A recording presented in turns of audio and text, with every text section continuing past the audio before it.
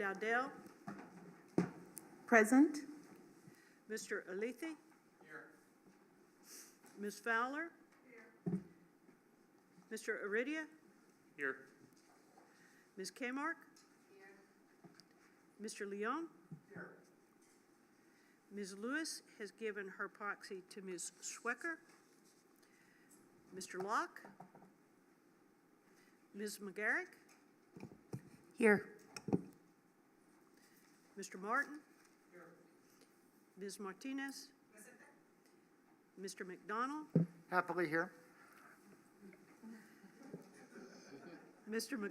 McGlinchey has given his proxy to Ms. McGarrick. Mr. Mitchell. Ms. Mount has given her proxy to Mr. Martin.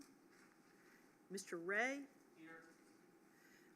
Mr. Saunders has given his proxy to Ms. Weingarten. Mr. Spate. Here. Ms. Schwecker. Here. Mr. Thompson. Here. Ms. Weingarten. Ms. Williams. Mr. Chairman, you certainly have more than 13 members present. Thank you, and that is a quorum under our charter and bylaws. Before we begin, I want to be sure to recognize the team who works behind the scenes to make sure our meetings run smoothly. We are joined by the Party Affairs staff, our Director, Veronica Martinez-Roman, Special Assistant Jenna Whitaker, and former Director and longtime advisor to the Department and the party, Rick Boylan. The Secretary's Department also plays a crucial role in the logistics of these meetings, so a big thank you to Director Jeannie Doherty, Deputy Director Brittany Korth, and Farah Sabir. I would also like to thank Tim Brown from the DNC's IT department, as well as many other members of the DNC staff. Our sincere thanks to everyone. Mignon? Thank you, Jim, and thank you again to the staff and to all of you who contribute to this committee. At our last meeting, when we adjourned, we learned the Supreme Court had torn away a constitutional right from the American people and opened the door to new extreme laws that jeopardize the health of millions of women. This was devastating news, and I was touched and inspired by the passionate thoughts you all shared with us during the meeting. As Republicans pushed to make abortion illegal in many states, electing Democratic governors, attorneys general, state legislatures, and federal representatives is the last line of defense for Americans' reproductive rights. I'm grateful to you all for the work you do to make this happen, alongside the work you do with the committee to provide a transparent and equitable infrastructure to the party's business. Today, we will resume our work to that end with a brief discussion on the nominating calendar. Following that conversation, we will revisit the 2024 delegate selection rules, focusing on the sections that members raised for our discussion at our May virtual meeting, if you might recall. We will incorporate any changes into the draft of those rules, which we will vote to approve at our August meeting. We completed a lot of the legwork of drafting the rules in May and have made progress on many components saved for discussion. So I hope you find our conversation today engaging but efficient. We might be able to complete the initial draft of the rules tonight, which we would vote on in August, but if needed, this review can be extended until tomorrow. Once we complete our conversations on the rules, we will move to the call for the convention. Are there any questions regarding the agenda today? If not, I'll turn it back over to Co-Chair Roosevelt. Before we dive back into our work on the delegate selection rules, Mignon and I wanted to ensure we have an opportunity to discuss the pre-window applications. Following our recent June meeting, we sent a preliminary questionnaire to state parties to gather information to provide you with additional detailed information on their processes to aid in your consideration. The questionnaire was sent to them on June 30, and we requested any additional questions that you had by July 6. The Party Affairs staff is finalizing, compiling the ultimate questionnaire, which will be sent to state parties on this coming Monday for return by this coming Friday. As we discussed last meeting, there may be some information that parties wish to share directly with Mignon or me, and we will provide an opportunity for them to do so. You will be provided with any non-confidential information after we receive it next Friday. Beyond the questionnaire, I know from speaking with many of you that you've heard from leaders within states and have been doing your own research as well. From the outset of this process, we wanted to ensure all members receive the same information to make their decision, so I wanted to open the floor to any members who would like to share information on outreach, share their opinions, or any outstanding questions on the process. Would anyone like to contribute anything at this point? Yes, Mo? Thank you, Mr. Chair. I mean, this is sort of an exciting moment, right? Like, we're getting close. We're starting to get all the information that we need, and we'll only be meeting a few more times before we vote. And I got to say, I think everything that we heard in our last meeting was fantastic. I really just want to tip my hat to every single state party that presented. Every single one of them were impressive and made strong arguments. I don't think my mind is fully made up. I think I'm leaning a certain way in some places. And I'm excited to kind of hear where other people are as well. I think us starting to share our thoughts now can help each other, and as well as also help the states as they take these final few weeks to get us any final information they want to get us. You know, I think back to the framework that we passed in the resolution, where we said at the end of the early window, the story we want to tell about the early window is that it was inclusive, it was diverse, it instilled confidence in the electoral process, and that we got in front of a lot of general election battleground voters. I think after hearing all that, there are a couple of big questions that I'm grappling with, and I'm anxious to, I'd love feedback from the rest of the committee. First, you know, we explicitly stated that we wanted to make sure each region was represented. For me, some regions feel a little bit more settled than others. I feel pretty good about the East. I feel pretty good about the West. I feel pretty good about the South. I will say that Georgia made a very strong presentation, one that I'm just still reflecting on. The Midwest is the most complicated for me. I think there were very strong presentations made by a number of states. Minnesota, I thought, was very strong. Michigan was very strong. And I give a lot of credit to Iowa for hearing the concerns of this committee and reimagining what their caucus could look like. I still have a lot of questions about each of them. I still have questions about some of the specifics of Iowa's reimagined caucus. I still have questions about Michigan and Minnesota and where they stand in being able to actually move their date, given that they require some Republican buy-in. But I think all three were very much in the mix. The second big question I have, and some of us have been talking about this, we say in the resolution that we will consider up to 5 states to go in the early window. I will say, and I know there are a lot of presidential campaign veterans around this table, I lean towards 4. I think once you start to go above 4, it becomes a burden for the campaigns. But having said that, I'm keeping an open mind on that question because I want to see what 4 we're looking at. Again, this is not a list of criteria. The framework is not a list of criteria that every state has to check. The framework was what we want the window to look like.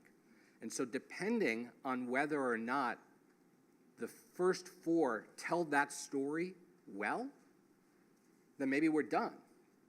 But maybe after we pick 4, the story needs a little bit more help, in which case I think we need to leave the door open to 5.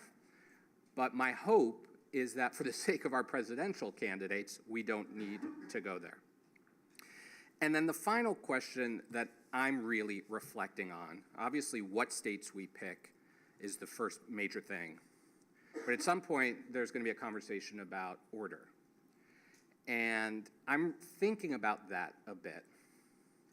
I think a couple of states are gunning heavily for number 1.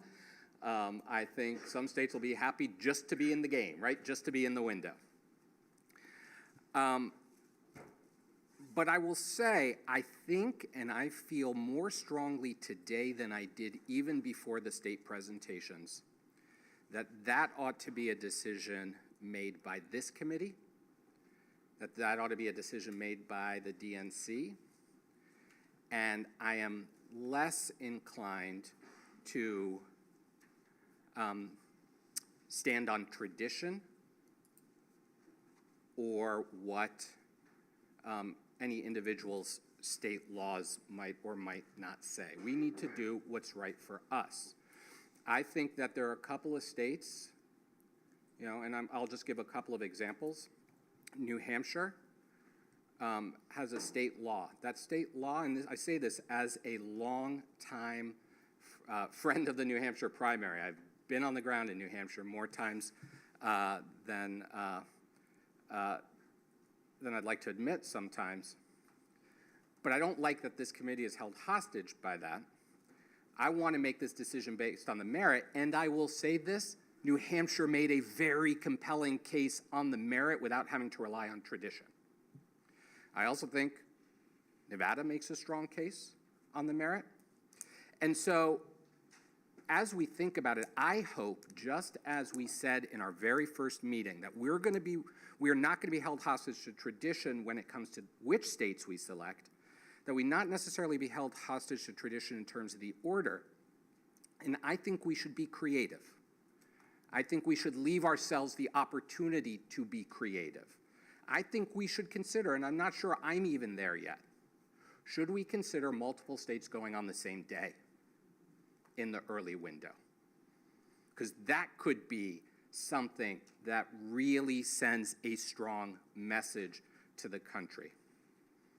Right, I'm not talking about all 4, not just one big national primary day, but could you do 2 states on the same day? Could you do a New Hampshire and Nevada, for example, on the same day? I'm really impressed by the presentations they made, and I think we should give ourselves that opportunity to put together what we think is the strongest slate of states and the strongest schedule, ordering of states for the party, and I hope we have that conversation moving forward as well. Thanks. Thank you, Mo. Who else would like to contribute some thoughts? Ms. Brazil? God, I got in before Frank. I mean, every now and then you got to beat a lawyer. You can't afford them. But on this committee, we don't have to pay for our lawyers. They're dedicated patriots, and we thank them for always giving us moments to pause and recognize that we pronounced a vowel or didn't get the shall, may, or whatever right. So thank you all. First, Mr. Chair, Madam Co-Chair, I would like to, on behalf of this committee and on behalf of this party, and I'm sure on behalf of this great country, I would like us to extend our condolences to the people of Japan. They have just witnessed a horror that we've not seen at that level in a long, long time. And for a culture that don't worship guns and have to deal with this type of violence, I know we extend our well wishes to his family, to his friends, to the many people of Japan, to let them know that we, the American people, are thinking about them, and we are honoring the spirits that they often call upon to bury our dead with grace and dignity. So I'm gonna be quick because Mo was ticking it off and I didn't feel like writing. And I think Mo has summed up many things that we have already stated, whether in the media, stated in this room, or stated elsewhere. We know our calling. The calling we have, I think, is a great calling. It was a calling that we had in 2006, 2005, and 2006, and we answered the call. We answered the call by adding 2 states, small states, some would say. I don't think Nevada's that damn small. But it has a generous heart, and we had a story to tell when we ended up with South Carolina and Nevada. We also ended up with record turnout. We ended up at the presidential level. Yes, we had midterm losses, which were painful, especially in 2010. We lost a lot of our state legislative races. I can go on and on, but nobody came here to pay me to sermonize because Leah's here and she's a bishop. But we know the story was a compelling story. It was about diversity. So I want to continue to associate my time and my purpose in calling on this committee to constantly raise that issue of diversity. And I'm not just speaking of diversity in all of its form, which this party supports, and I thought many of the presentations from our state leaders amplified the need to have greater diversity, whether it was reaching out into the indigenous community in better ways, or at least saying that we have highways that go east, west, and north and south. I mean, we heard some good stuff, y'all. We also had some good music. Hey, ain't nobody gonna ever sit down when Prince is singing.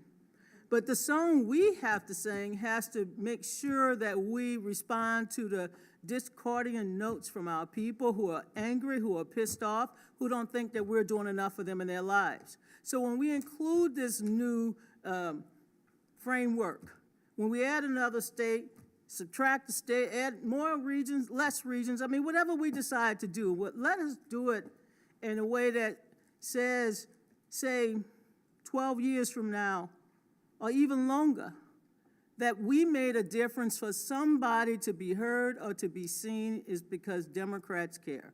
So with that, I don't really have a state since Louisiana couldn't apply. I'm saying couldn't apply. We would disqualify ourselves even if we met all of the criteria, given the mood in my state, which has taken away the rights of women to have the full range of reproductive health services, even in the case of rape. And there's no exception, folks.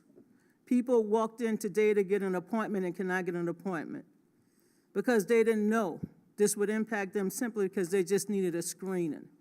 So our work is serious. The number of states that have applied, they are so serious. The leadership, the diversity, but the inclusion. I'm gonna end it at Mignon because she ain't here to kick me.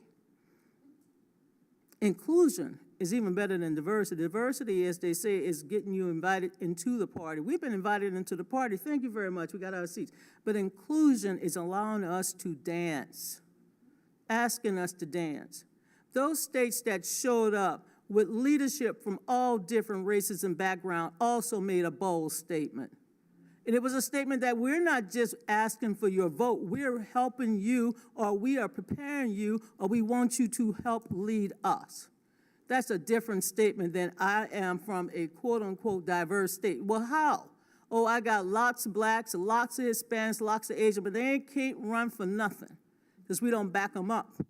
And we don't show that we mean it when we talk about diversity and inclusion. So let that be a criteria that was probably unwritten but written when we said we wanted to include diversity and inclusion. With that, I yield back all this wonderful time Mignon gave me today. Thank you, Jim. Frank, did you have a comment? Yeah, very quickly, I just wanted to second Mo's reference to creativity and flexibility that we have in addressing this process. It might be 4 or 5 states. It might be a couple on the same day. It might, not everybody has to go on a Tuesday either. There may be states that would be able to go on a Saturday, and that way we could fit 5 states better into a month. So those are all the issues I think that we need to think about. And I'm looking forward to going to the next step when we get additional information and looking at the actual states and how they fit into this whole process. Yes. I'll move a little bit. Luis Heredia from Arizona. Four things Please that say I... your name for the reporter. Luis Heredia, Arizona. Four things that I'm looking at as the criteria to evaluate states. Access to the ballot box. If we are going to define ourselves as the party of access, the party of transparency, the party of making sure that people have the right to exercise their participation in this presidential primary, I think that is fundamental to the decision-making that we have to make. So access to the ballot box, the ability to vote on the early, the ability to register on the same day, that invites participants from other affiliations to say that they want to be a part of the Democratic Party and vote for who will be our president. Number two, I know we get lost in the word of diversity, but I want people to think about diversity about people who wake up at 4 a.m. in the morning. Diversity of working class individuals that look and feel very different from the folks that are participating in presidential primaries right now. States that have the privilege of retail politics are among the states that have the highest college attainment, but they sometimes do not feel and look like my mother that was a cafeteria worker that woke up at 4 a.m. in the morning, or my dad that was a farm worker. We have to look at diversity in a very different lens, because I think we fall into, and that means white, that means Latino, that means African American, that means Asian American, that means everybody that makes our America America. But I think we sometimes want to put a ball or a goalpost into what the definition of diversity is. Third point that I want to evaluate decision making is strategic alignment, battleground testing for November. So that is extremely important for us to continue to compete in looking at how we build that electoral victory. And number four, I think we are all privileged in this room to think about ways that we can write new chapters of political organizing in the states that we pick. If we want to write the history, if we want to write about what happened in Iowa in the 70s and the 80s and in the 90s that gave us a lot of people that are in this room, we want to look at the writing the chapter of political organizing, and that's what I'm looking at, challenging our party to look at ways in different populations between urban and suburban, and looking at rural areas, diversity in pockets of people, and how candidates are going to build relationships in those areas. Because if we want to be a party that is looking for the future, we can't just be beholden to some traditional stages that the consultants and the campaign strategists already know the playbook, and they repeat the same thing over and over again without us challenging ourselves to a new chapter in political organizing. So those are my 4 points in looking at access, looking at diversity through the working class, strategic alignment for November, and looking at political organizing. Thank you. Luis, who else? Yes, David? Oh, David and then Scott, okay. David McDonald, Washington. I have some general views about this, not solely in the context of this cycle, although obviously we're making a decision only for this cycle, but in reality it will probably affect future cycles. And so I have to look at it not just in the context of where we know who the nominee is, but in a situation where we don't know who the nominee is. And when we set up the front window, historically, and I'm almost certain this would be true in the future, it becomes a winnowing process. No matter how many you start with, you're probably going to have fewer at the end. And because of that, it's important to me that the group of states that we put up front fairly represent the rest of the country, because they're beginning to filter the people that the rest of the country will see. And if as with a poll, if the sample is biased, the result is going to be biased. So we need a group of states that collectively represent the rest of the country on whatever metrics we want to, however we want to define diversity or any of these issues, but it has to, in the aggregate, at the end of the day, reflect the country, or we have not done our job. Second, the total number of delegates that we allocate up front, in my view, needs to be small. It's not a good system if the filtration process eliminates everybody as a practical matter before the rest of the country gets to vote on them. And that can happen if you have too many delegates up front. It needs to be indicative but not decisive when we get done. And finally, and this is a criteria I haven't heard mentioned yet, and maybe it's a product of being on the committee more cycles than not. I'm kind of curious as to how well, both in the past and in the future, I think the state will work with us on the rules, as opposed to if we come up with a rule, decide to challenge it. If we think that something needs to be done differently, is it going to be fighting hammer and tong to get it done, or is it going to be, we have some problems with that, but we can work it out? Because this has to be a partnership up front, because when it isn't, it's a very distracting process for the campaign to see us having an argument internally. So those are the basic factors, in addition to what everybody else has said, that are my general considerations without getting into specific states. Like everybody else, I'm interested in seeing what the results of the questionnaires are. Thank you. Thank you, David. Scott. Thank you, Scott Brennan, Iowa. I think David makes a great point, which is the final result of this process needs to be something where we fairly represent the entire country. And so we just need to be mindful of that as we craft whatever this looks like. At this point, I'm not sure I have a feeling one way about 4 or 5, but I do think that our principles, and that's why we're Democrats as opposed to Republicans, we actually have principles. Our principles have to also be guided by practicalities. And the practicalities, we need to ultimately have a calendar that works and that actually results in the election of Democratic presidents.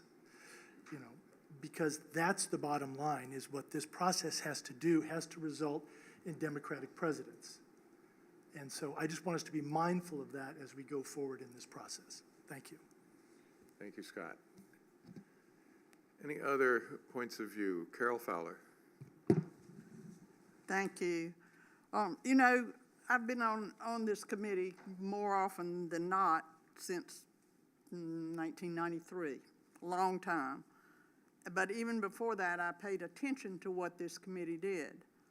And always in the past, when we have made significant changes to our delegate selection process, from when we added proportional representation to when we added 2 extra states, 2 more states to the pre-window, we have had extensive discussion in this committee about whether that change would give us a stronger, better nominee in the end, which is sort of what Scott was saying. But it's what we really ought to be here for, is a stronger, better nominee. The system we have now, the current 4 states in the pre-window, has given us the winner of the popular vote ever since it was instituted. And so I think we need to be sure we're not just making change for the sake of change. If whatever change we make, we need to convince ourselves that that will give us a stronger nominee, or we need not to make the change. One thing we're looking at right now and talking about, just based on the states that have applied, is adding a big state to the pre-window. Over time, we've talked a great deal in this committee about how important it is to have small states in the pre-window for reasons that David just enumerated. So if we're going to have a big state inserted into the pre-window, we need to have an extensive discussion about how that gives us a better, stronger nominee. Any change we make, we need to talk about, and we need to be certain that we end up with a Democratic president, a stronger nominee, and let's don't make change just to be making change, even though we have given ourselves the opportunity now in this process to make change, we don't have to. We can leave it the way it is. We can tweak it a little bit, or we can throw in a big state, we can throw in 4 big states. We can do what we want to in this committee, but we need to make sure that it ends us up where we want to be. Thank you, Carol. Yes, Joanne. Joanne Dowdell, New Hampshire. I completely agree with Carol about the point of a stronger, better nominee at the end of this process, and for us not to lose sight of what we're trying to accomplish. I think that the other thing that I look at in this calendar and structuring it is how well or what the Republican Party is doing in those states, and how a change might affect how the Democratic Party is represented. And to make sure that in all of our deliberations and in all of the sort of in the end result, that this effort that we are putting in, which I commend everyone on this committee for the work that each of us is doing, and the dedication to the process, that we do in fact end up with a process that gives us the best chance for winning in the presidential general election. Thank you, Joanne.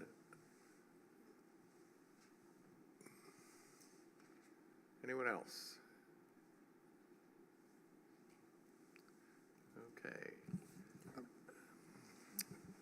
I'm sorry, Ken Martin. Thank you, Chairman Roosevelt and Chairwoman Moore. I just wanted to, as the president of the Association of State Democratic Committees, I wanted to take a moment to just commend all of the states that decided to bid in this process. It took a lot of work, time and energy for every single state to put together what you've heard already were tremendous and really impactful bids. This is a tough decision because every state, regardless of their size, regardless of whether they're traditionally a red state or a blue state or somewhere in between, brings some great strengths to the table. And I really just, again, want to commend all of the state chairs for their creativity, the incredibly hard-working group of state party leaders that we have who every single day are building our party's infrastructure on the ground throughout their states and throughout counties and local party committees. I wanted to just reflect on a few things that I think are important from my perspective on what I'm looking for here as we move forward. And of course, I want to just say on the outset, for sake of transparency, I am one of the states that has put a bid forward. I think many states around here have. But it's still, regardless of whether or not Minnesota is in the mix, I think it's important for us to reflect on everything that's already been said, and then also a few things that are important to me specifically. One is access to the ballot box. You've heard that said before, but we need to make sure that whatever state that ends up being in this mix, whatever set of states, whether it's 4 or 5, that we have favorable election laws in those states which will make it easy for people to participate.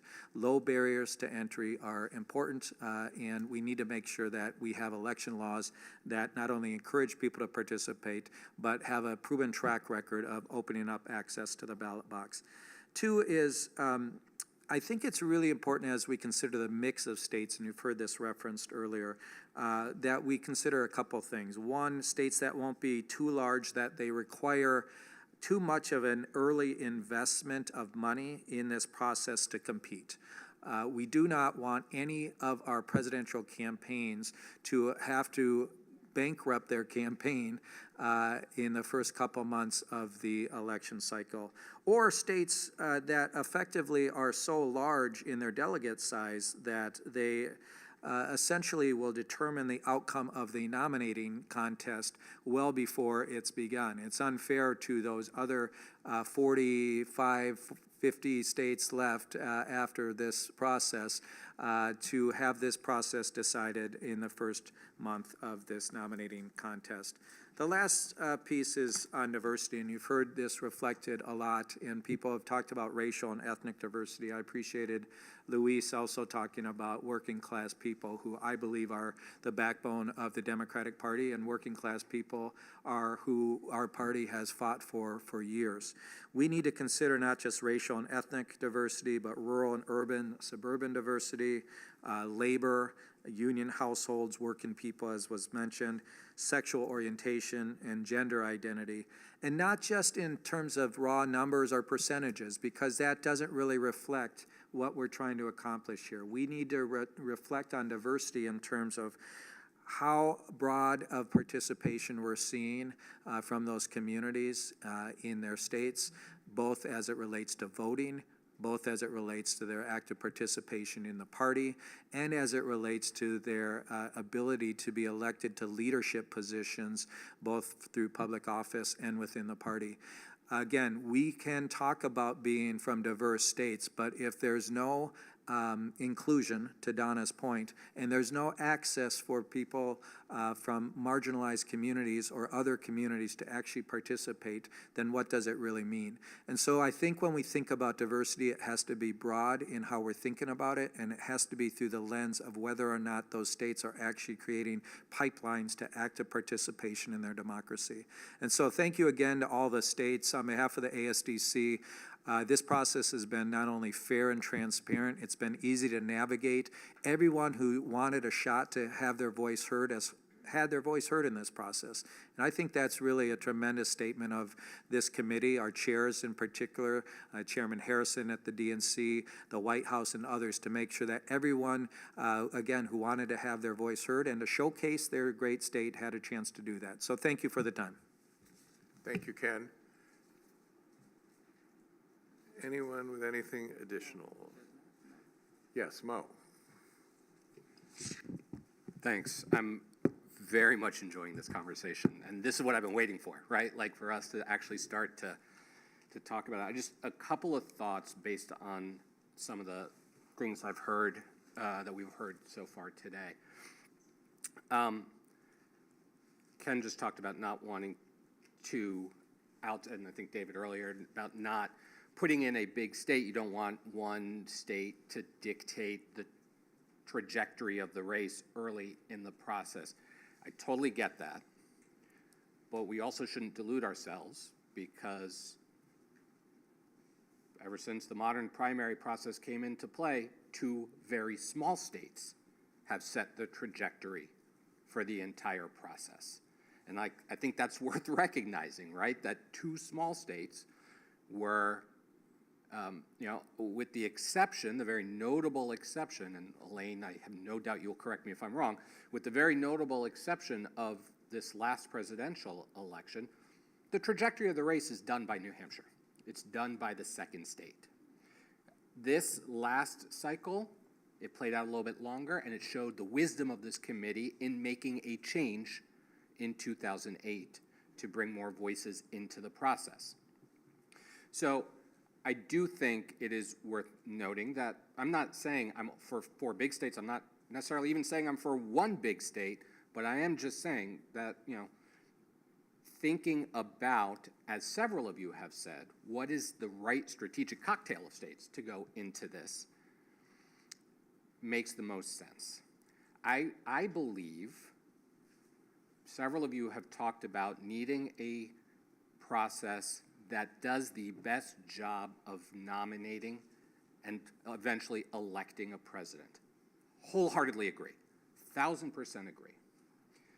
In my mind, bringing more voices into the process earlier will help us, can only make the process better, right? When you look at the current lineup of states, there are very little, relatively few labor votes early in the process now.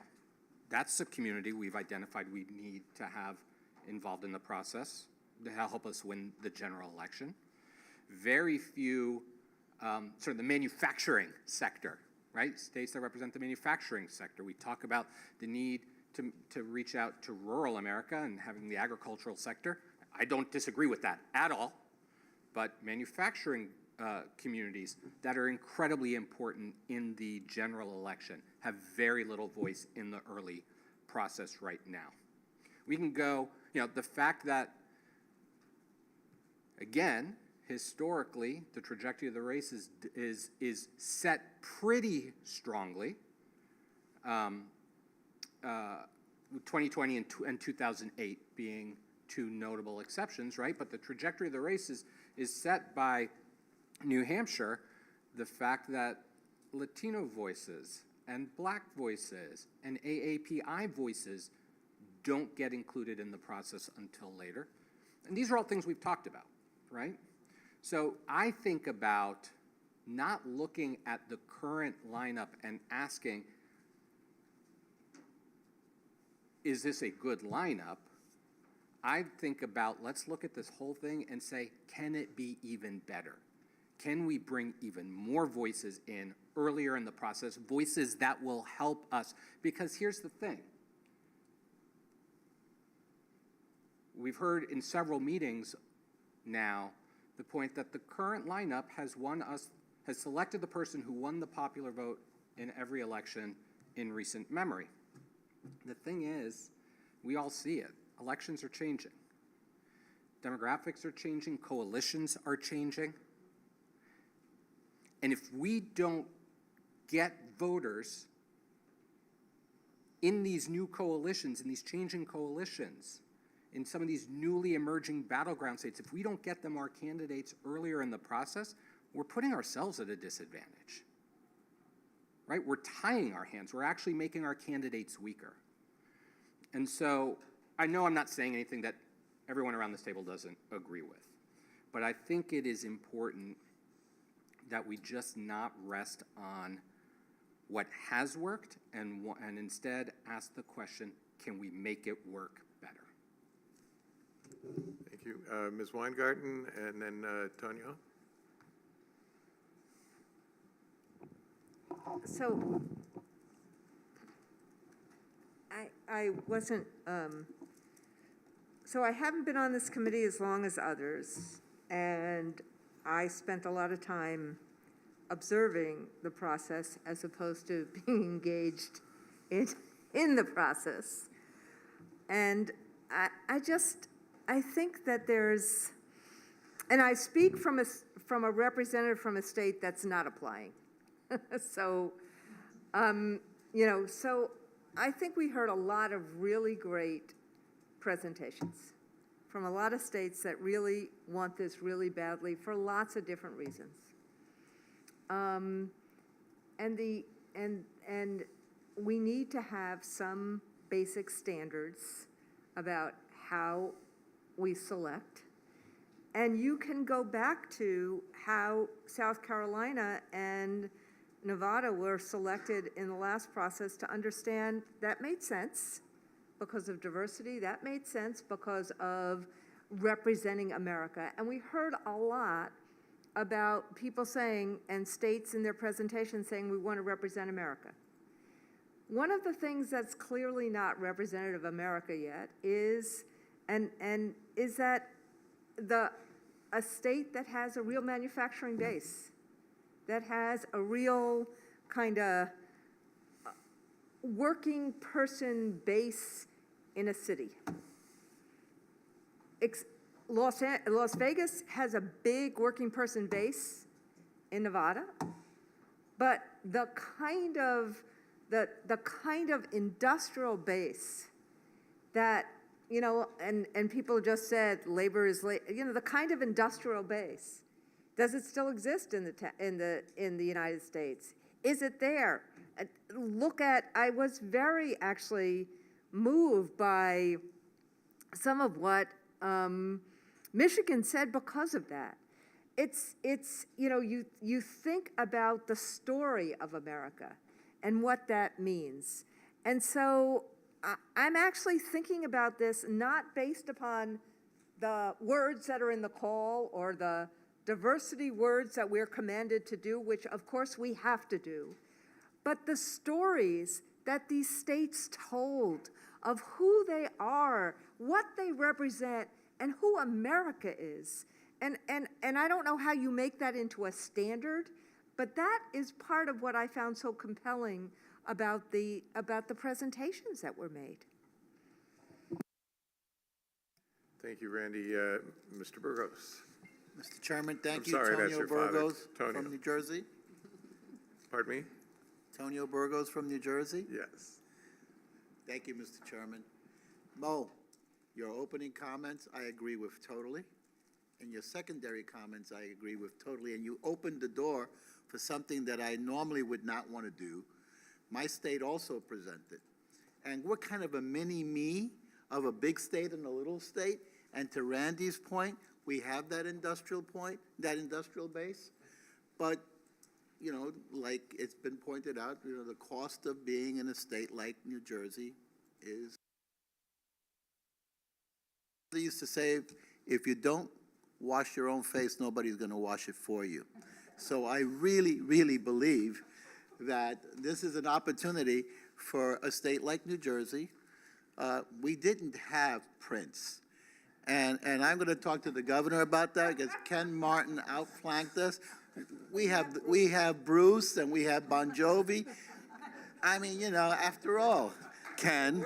I don't want to be in the middle of this. But Ken, all of the states really made a great presentation. But I want to go back to where I started my conversation with this committee. Diversity is a very important factor that we have to deal with here. And why not have more of it than less of it? You know, yeah, 4 or 5 states, I don't know what the number is, Mo, but why can't we have 3 states that represent the diversity of this great country? Why does it have to be one or the other, or 2? Why can't we have more? You know, this is an emerging issue around the country. Let me talk to you about, you know, Hispanics feel more and more not at the table. And you're going to hear more of this as this process goes on. And Hispanics, Latinx, we have to really begin to look at that as an issue. I think the diversity that we talk about, and I agree with Donna, that diversity on every level, from rural, I loved Randy's point on industrial, I love the sisters, but we have to really think about what's practical here and what's workable here, and why can't we do more of what we've already seen to be successful. I think Nevada and South Carolina have been extraordinarily successful, and I think we can do more of that. That's my thought for the day. Thank you, Tonio. Scott? Thank you. Thank you, Scott Brennan, Iowa.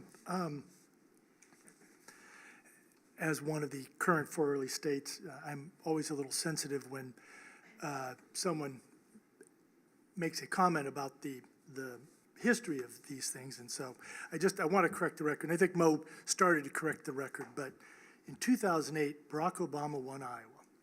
In 2008, Hillary Clinton won New Hampshire. That race was clearly not baked after New Hampshire. In 2016, Hillary Clinton won Iowa. Bernie Sanders won New Hampshire. Again, that race was not over. So I just want to make sure we understand what the real facts are, and that the race was not over when the candidates left New Hampshire in 8 and 16. And obviously 12 was, was reelect, and 20 was a whole bunch of things. It was very different. But again, I agree, we want the best process possible. We want the strongest nominee possible. But the thing I just keep coming back to is shame on us if we change a process that's resulted in victory for the sake of change. Thank you. Thank you, Scott.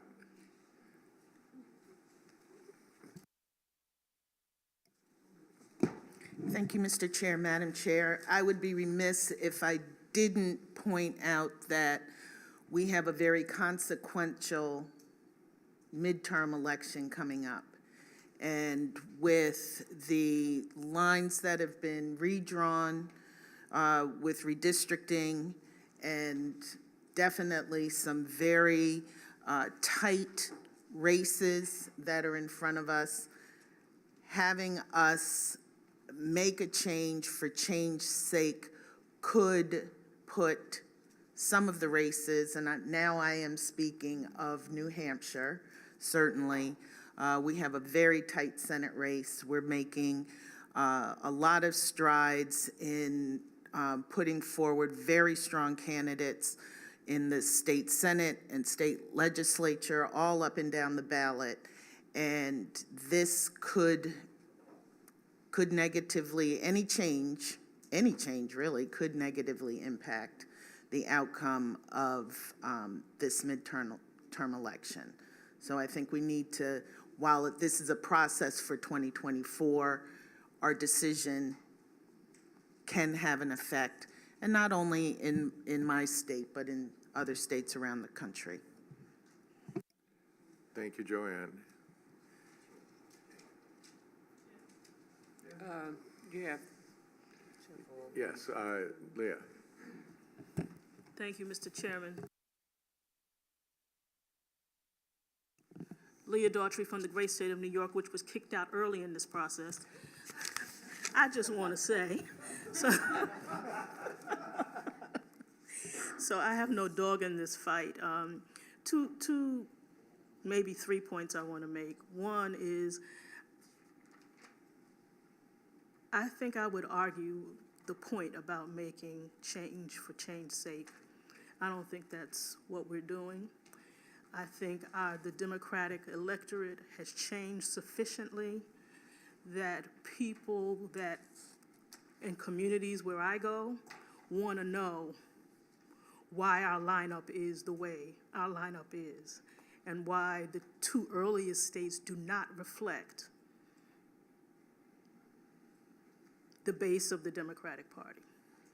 So I think it warrants change, it warrants examination, and I don't think it's an exercise in futility or in exasperation to say that it's time to consider some change to our process. That's one. The second point I want to make is to echo Mo and to echo what I said at the last meeting, which is that the broadest brush of diversity has to be considered. Rural, urban, poor people, which is different from working people, and business people. We're the Big Ten. And everybody, part of our challenge, I think, as a party, is to demonstrate that everyone has a home with us. And when we stratify people and intentionally leave some people out in our language, or to say we're only concerned about working people, which is different from people who are in poverty, who are poor, but who still vote. They deserve a seat at the table. People who worked hard, had the breaks that we all wish we had, and have made it and have money to spare, they belong in the Democratic Party too, if they share our values, and they should have a seat at the table as well. And the third thing I want to say is that one of my primary concerns is the mix of the states. Right now, we have 4 relatively small states who are within 10 or 15 delegates of each other in the lineup. As a practical matter, we're talking about a short window for 4 or 5 states who will be competing with each other for time and attention of the candidates. And in the end, this is a race for delegates. You cannot be the nominee to be in the general election if you don't rack up the delegates. And so I would be concerned about overbalancing in the early window with a state with large numbers, which skew South Carolina and its 54,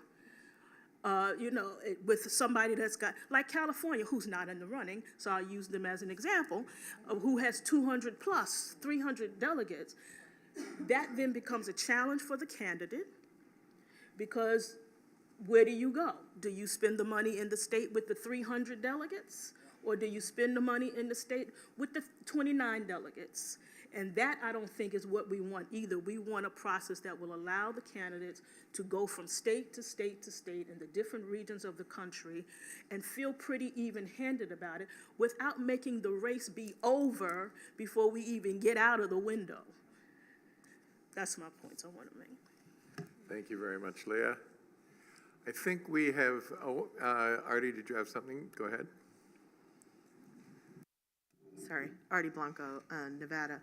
I really appreciate this conversation and folks speaking out on the important issues in making this decision.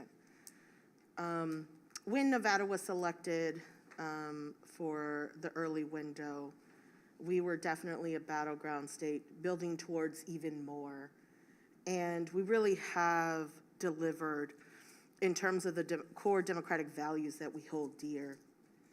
Today, because of this effort, we elected the first Latina to the U.S. Senate in this country. That is a huge feat.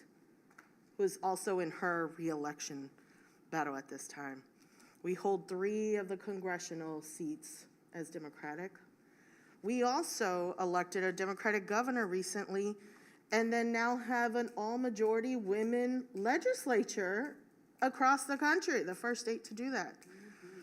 We've also expanded access, which I appreciate my brother from also a desert western state pointing out the access to the ballot, and I appreciate, and I know at the last meeting I talked about access to the ballot because all these states are not equal in terms of what is that access.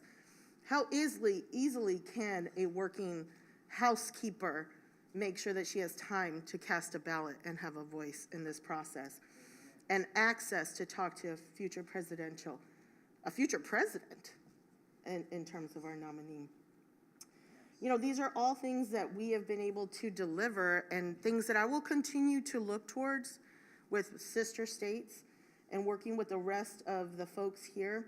But I wouldn't be remiss if I also didn't mention how amazing it is to run into young Latinos catching their and cutting their teeth on the political ground working for presidential candidates in Nevada and understanding Western values, which me coming up in as an operative, only hearing of people, I was in Iowa, I was in New Hampshire. It's amazing and it's breathtaking to see the future leadership talk about political organizing and that we're actually training a new generation of future political leaders and organizers and such to elect more Democrats across the country. So I just want to say that's another added value that we should also look to, because we should be looking to the future leadership of this committee, of our party, and elected officials, and that we cannot stop,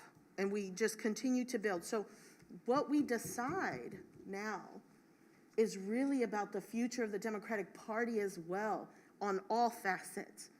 Our values, the future leaders, future organizers, and the positions that they hold to make policy decisions that affect our lives every day. So thank you to this process, and thank you to the team, and for allowing us this conversation.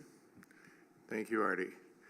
All right, we've heard a variety of views here, and we're getting toward wrapping up and moving to our next topic, but first I'm going to call Luis. Luis de Arizona, just a question, actually. I know we've asked states that do not have the state laws in place to allow early consideration, but we also have states that do not have early voting or some other items that we have placed a priority on. Have we asked them are they considering changes to their existing laws to allow expansion of the ballot box? As one of the questions, I know we sent out a survey to the states that submitted, but one thing that came to mind right now is for states that are not, at least do not allow early voting, for example, has the legislature considered, is it a political viability for them to move on the next legislative session, for example, to allow early voting in these states that do not have it? So it's just a question that I have. So I don't know if we have full and up-to-date information. We will try to include that in our questionnaire. As for the states that are not applying for early voting, when we get to examining state plans, we can also look at those questions. Yes, David. David McDonald, Washington. Related to Luisa's question, for those states that don't have early voting or don't have no excuse absentee, could we also make sure we understand what they have done recently to try to change that? It's one thing to say, is the legislature going to consider it now that this issue is on the table? But I would kind of like to know what's been done to comply with our rule that states using government primaries are supposed to be working to change things to provide additional access, or whether they've just been sitting still. Thanks. Though there is so much going on, both good and bad, in that relationship. For example, a couple of weeks ago, the Wisconsin Supreme Court basically banned drop-off boxes. That is a directly anti-urban step. There's a whole lot of information to be gathered, and we'll do the best we can to have that information.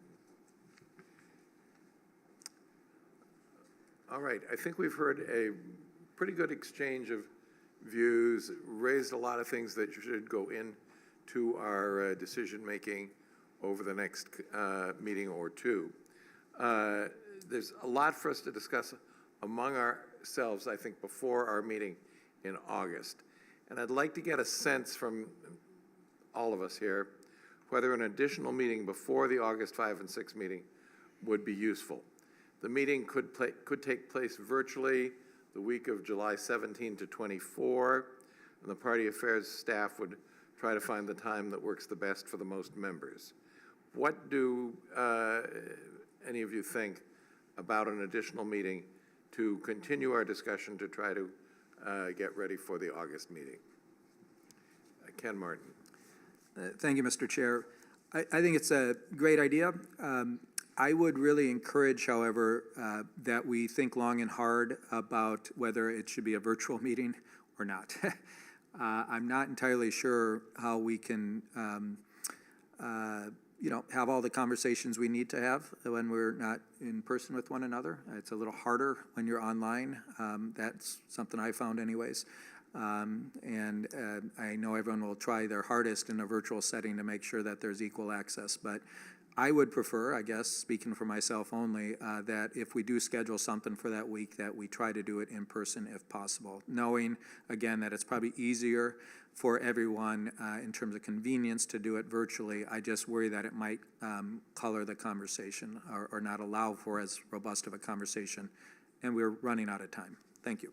So I will tell you that when we originally discussed this schedule, we included an in-person meeting at that point.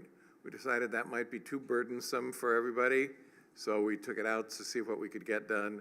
We now know what goes into it, and we will look at both virtual and in person, see what will get the broadest participation.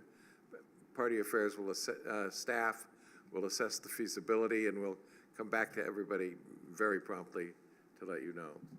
Any other points of view about this? You will actually be providing your point of view when we send you the doodle poll. But anything anyone else would like to say for the record?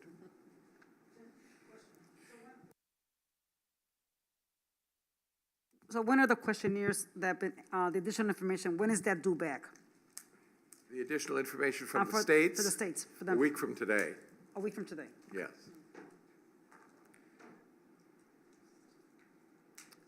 All right, anyone else? Okay, you'll be hearing from us a lot, let's put it that way, okay? Let me now turn it back to my co-chair, Mignon Moore. So before we move on to the delegate selection rules drafting portion of this, I'd like to take a moment to acknowledge one of our former state senators from Illinois, Iris Martinez, who I am from Illinois, so they recently experienced a terrible tragedy with the Highland Park shootings. And so as we go forward, we should keep the families and the victims in our prayers, and I'd like to offer a moment of silence for the Highland Park.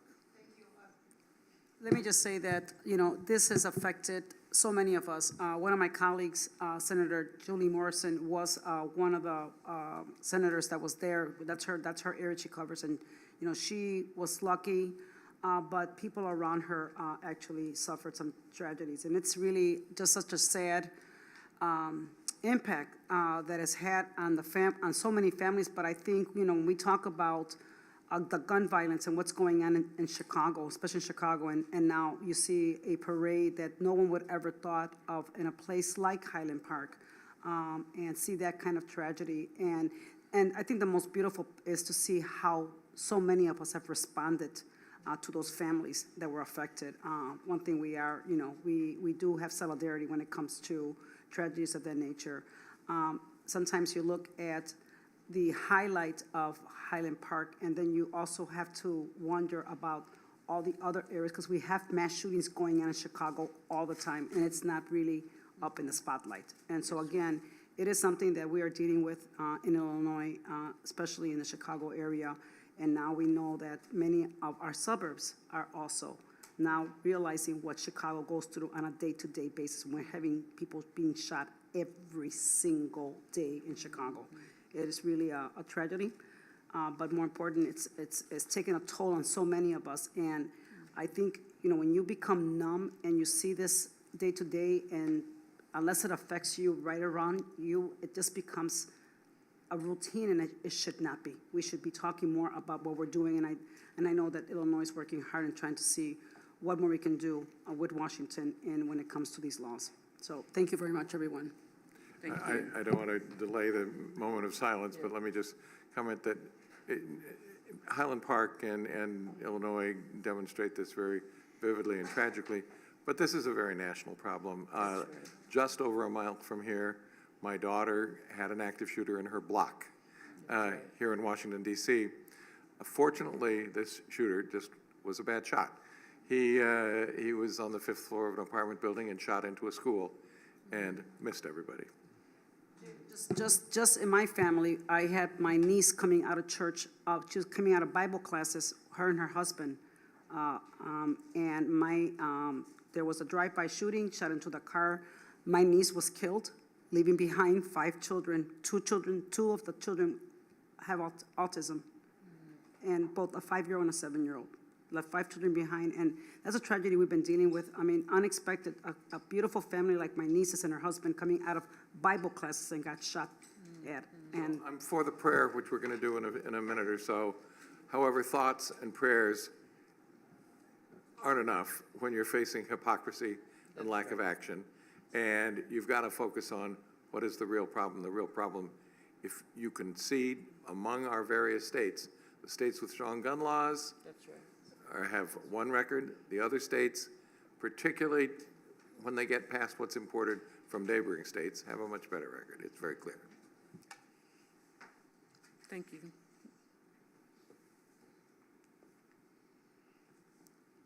Thank you very much, and thank you, Iris. So here we go, back to work. We are basing today's discussions on the rules you all flagged for the discussion during our May meeting, and I will open the floor at the end of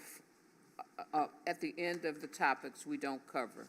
The committee reviews both of these documents with a close eye every 4 years, but when we begin, we are committed to a deep analysis on several key historic components.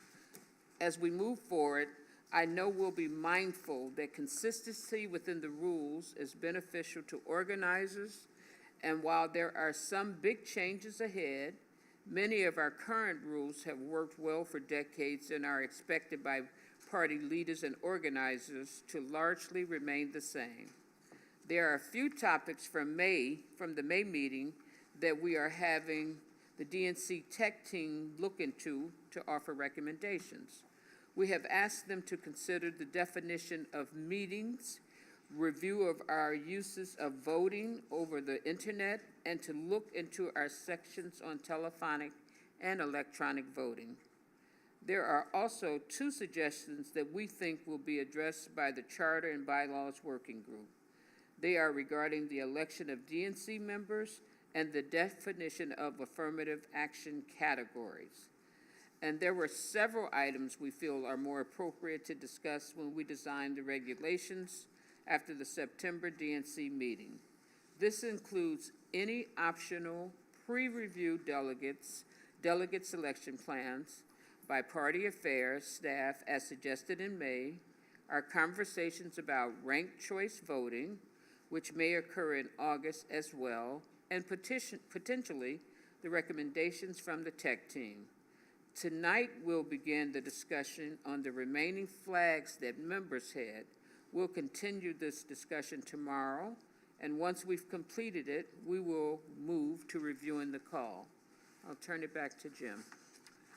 So the first rule that we'll discuss was flagged for us by the Party Affairs team. As some of you may recall, as part of the reforms recommended by the Unity Reform Commission, the 2020 rules added Rule 2.K.5 that required caucus states to lock in the allocation of all national delegates at the final expression of preference at the first determining steps. However, Rules 11C and 14B continue to include the old language that allows caucus states to designate the step where they will determine how the statewide delegates, that's at larges and pleos, will be allocated.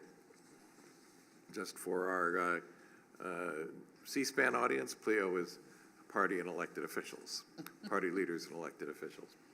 This clearly conflicts with Rule 2.K.5 and needs to be updated. We can work with our staff to align this language, but would like to hear if anyone has any particular thoughts about this. Elaine.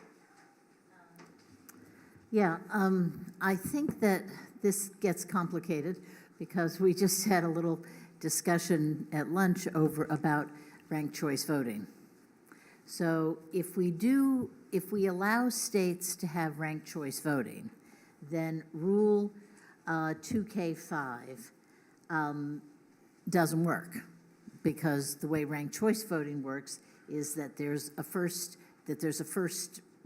rule, there's a second one, there's a third one, right? It goes on, and that's the final. First count, a second count, a third count. You count a first count, a second count, a third count, and this could easily be read that it's locked, that the national delegates need to be locked in at the first step, right? So what this came from is they wanted the Iowa caucuses to allocate delegates based on the sign-in, right, Scott? The sign-in at the caucuses. Now, what we're looking at with some states that have experimented with ranked choice voting is essentially the same thing, only done on one piece of paper. You express your first preference, your second preference, then your third preference, right? And it would not, in fact, be the first expression of preference. It would be the final expression of preference. So I think before we nix this rule, we have to figure out, are we going to permit ranked choice voting? If so, how will we clarify when upon which numbers the delegates should be allocated? And I think this is intimately tied up with the ranked choice voting discussion. You know, if you look at the language of 2K5, it's the final expression of preference at the first determining step. At the very least, we need to probably spell that out more. At the very least, you're going to need to spell that out, and maybe you spell it out if we allow for ranked choice voting, we should say that the determining step is the final allocation or something like that. But in other words, you've got to kind of fix this, because in fact what this did in Iowa was the first sign-in. It wasn't the way it used to work. So it was the first sign-in. It wasn't after the second and third choices. So as I know you will recall, when this was written, we had not yet begun really looking at state plans that had ranked choice voting in them. the image in our mind was the Iowa process. That's exactly right.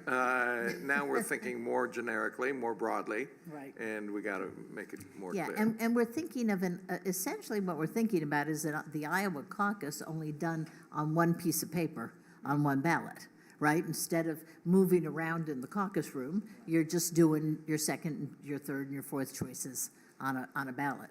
Which, and you say it's the Iowa caucus, but it might not be a caucus. It might be. No, it's might be primary, an actual and in primary, fact, right. because of what Maine has just I done, get this will what you're be a saying. state-run that primary. It's the same principles as doing a caucus. Same principles, yeah. Only it's done by.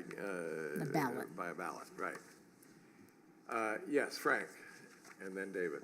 Yeah, so I don't know if we're going to have the ranked choice voting discussion now or later. I'm certainly interested in having it. I think the point that Elaine raised makes it really makes it clear as to why we don't need ranked choice voting. We have a process, and this would just make it even more complicated. When you're talking about the ranked choice voting ballot replacing the moving around the room process, guess what? Nobody uses the moving around the room process anymore. Every state in 2020, the only states that did in 2020 were Iowa and Nevada. The other states all did mail-in or drive-through or just casting the first vote. So we're talking about going through exercises to replace a process which has been abandoned because it is complicated, delays the results. I mean, I've got a lot of other thoughts on ranked choice voting, but I don't know if we want to go into it now. I don't think we want to go hold into it. that full discussion at this meeting. Okay. I think we want to hold that until August when we sort of look at everything in context. But I get where you're going, and I'm anxious to do it also. It's just a matter of sequence. Artie, isn't Nevada proposing to do away with the moving around the room method as well? No, Nevada's now a state-run primary, but I want to. Right, that's what I thought, yeah. Yes, but I do want to come back. So I'm saying is that leaves only Iowa, and I'm going to ask Scott to comment on that. Well, I do have a question, unless you want to go to Scott first. No, you go ahead, and I'll come back Thank to you. Scott. Artie Blanco, Nevada. I actually wanted to get back to this because I'm trying to follow, Elaine, the issue here. This was, what I recall from the last time, was when Nevada, we added ranked choice to our process so that we wouldn't have, there was a way to do the realignment process of our caucus.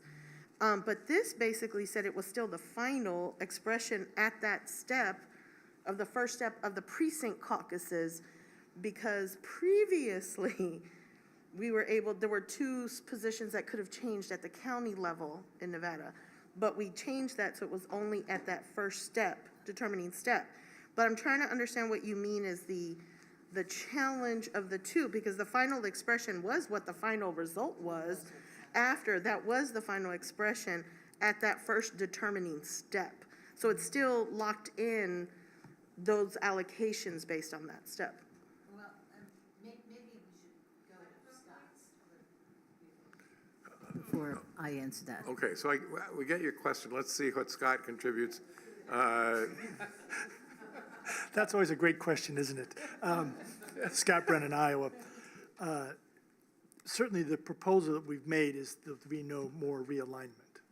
So in terms of, I think this, was covered realignment in 2020 in Nevada and Iowa, but Nevada's gone to a state-run primary, and we intend to remove the realignment piece. So, I mean, I think it turns it into just a ranked choice voting discussion.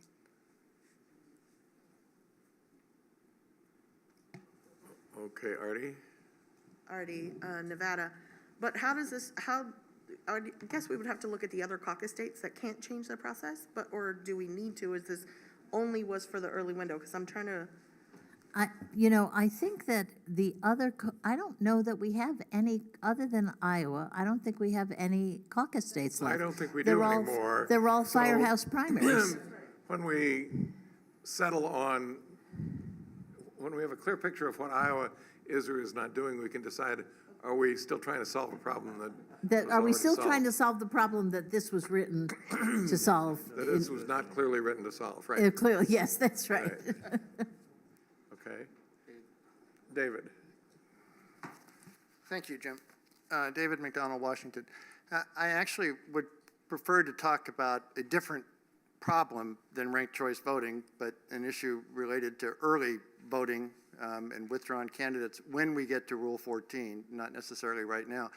But in connection with this rule that we're talking about, if we say that the the allocation of all delegates must be locked in at the final expression of preference at the precinct caucus, are we in fact saying it doesn't matter whether a candidate withdraws or suspends their campaign later, they're still going to get their delegates? Or are we saying under whatever it is, Rule 11C, that even though they were locked in and you were told how many delegates everybody gets, that those will be taken away if your candidate withdraws later? That's the inconsistency that I see that needs to be clarified. And it has nothing to do with ranked choice voting. It just has to do with the fact that we want everything locked in on day one. And if we do that for caucuses, shouldn't we also be doing it for primaries? It shouldn't be that different to be in a caucus and be in a primary. It shouldn't matter that much where you live as to how your vote gets counted and how much impact it has, it seems to me. So.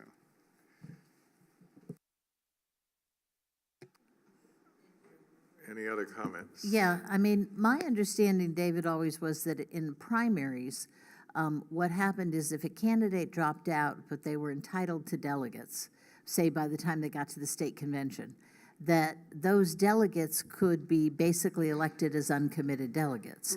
And that the small number of uncommitteds that we have had in recent conventions came mostly from that. No, the issue has to do with their share of at-large delegates and committee slots, because in the last cycle, we saw that we have a rule that said if you have suspended your campaign or withdrawn, you no longer get your share of at-large delegates.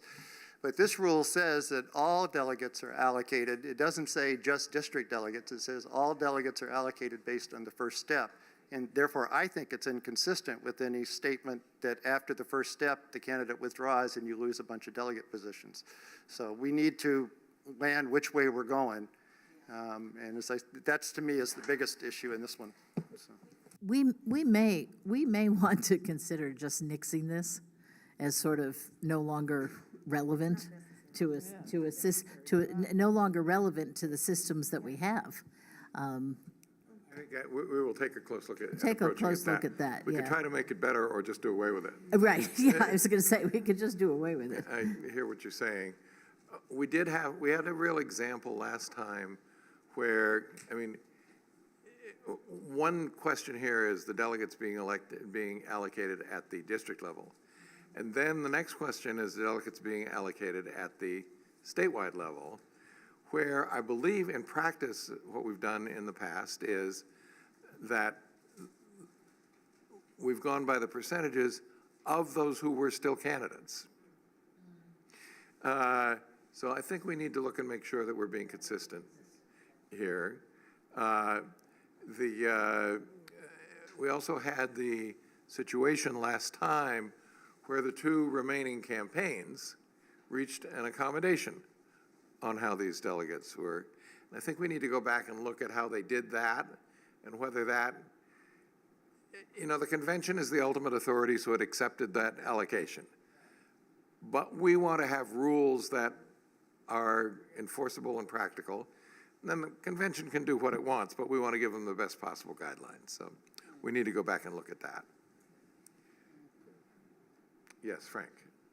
Right, and it is 11C, and that talks about when a presidential candidate entitled to an allocation is no longer a candidate. So first of all, I don't think it's inconsistent with the earlier rule. The earlier rule says how the delegates are allocated. This is saying once those delegates are allocated, if the candidate is no longer a candidate, he or she doesn't get them anymore. But to the point you just raised, that's right. I mean, what does no longer a candidate mean? We want to encourage people who are not viable candidates to withdraw, but they may not do so if that means losing their delegates.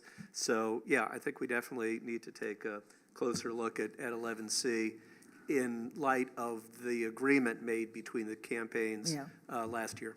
Yeah, and wasn't there some distinction about campaigns would suspend they were suspending their campaign in order to, in theory, get these delegates, get on the platform committee, all that stuff, as opposed to no longer being candidates. Right. I think we may be mixing a couple of situations here. Party Affairs staff will try to sort this out for presenting to us for action.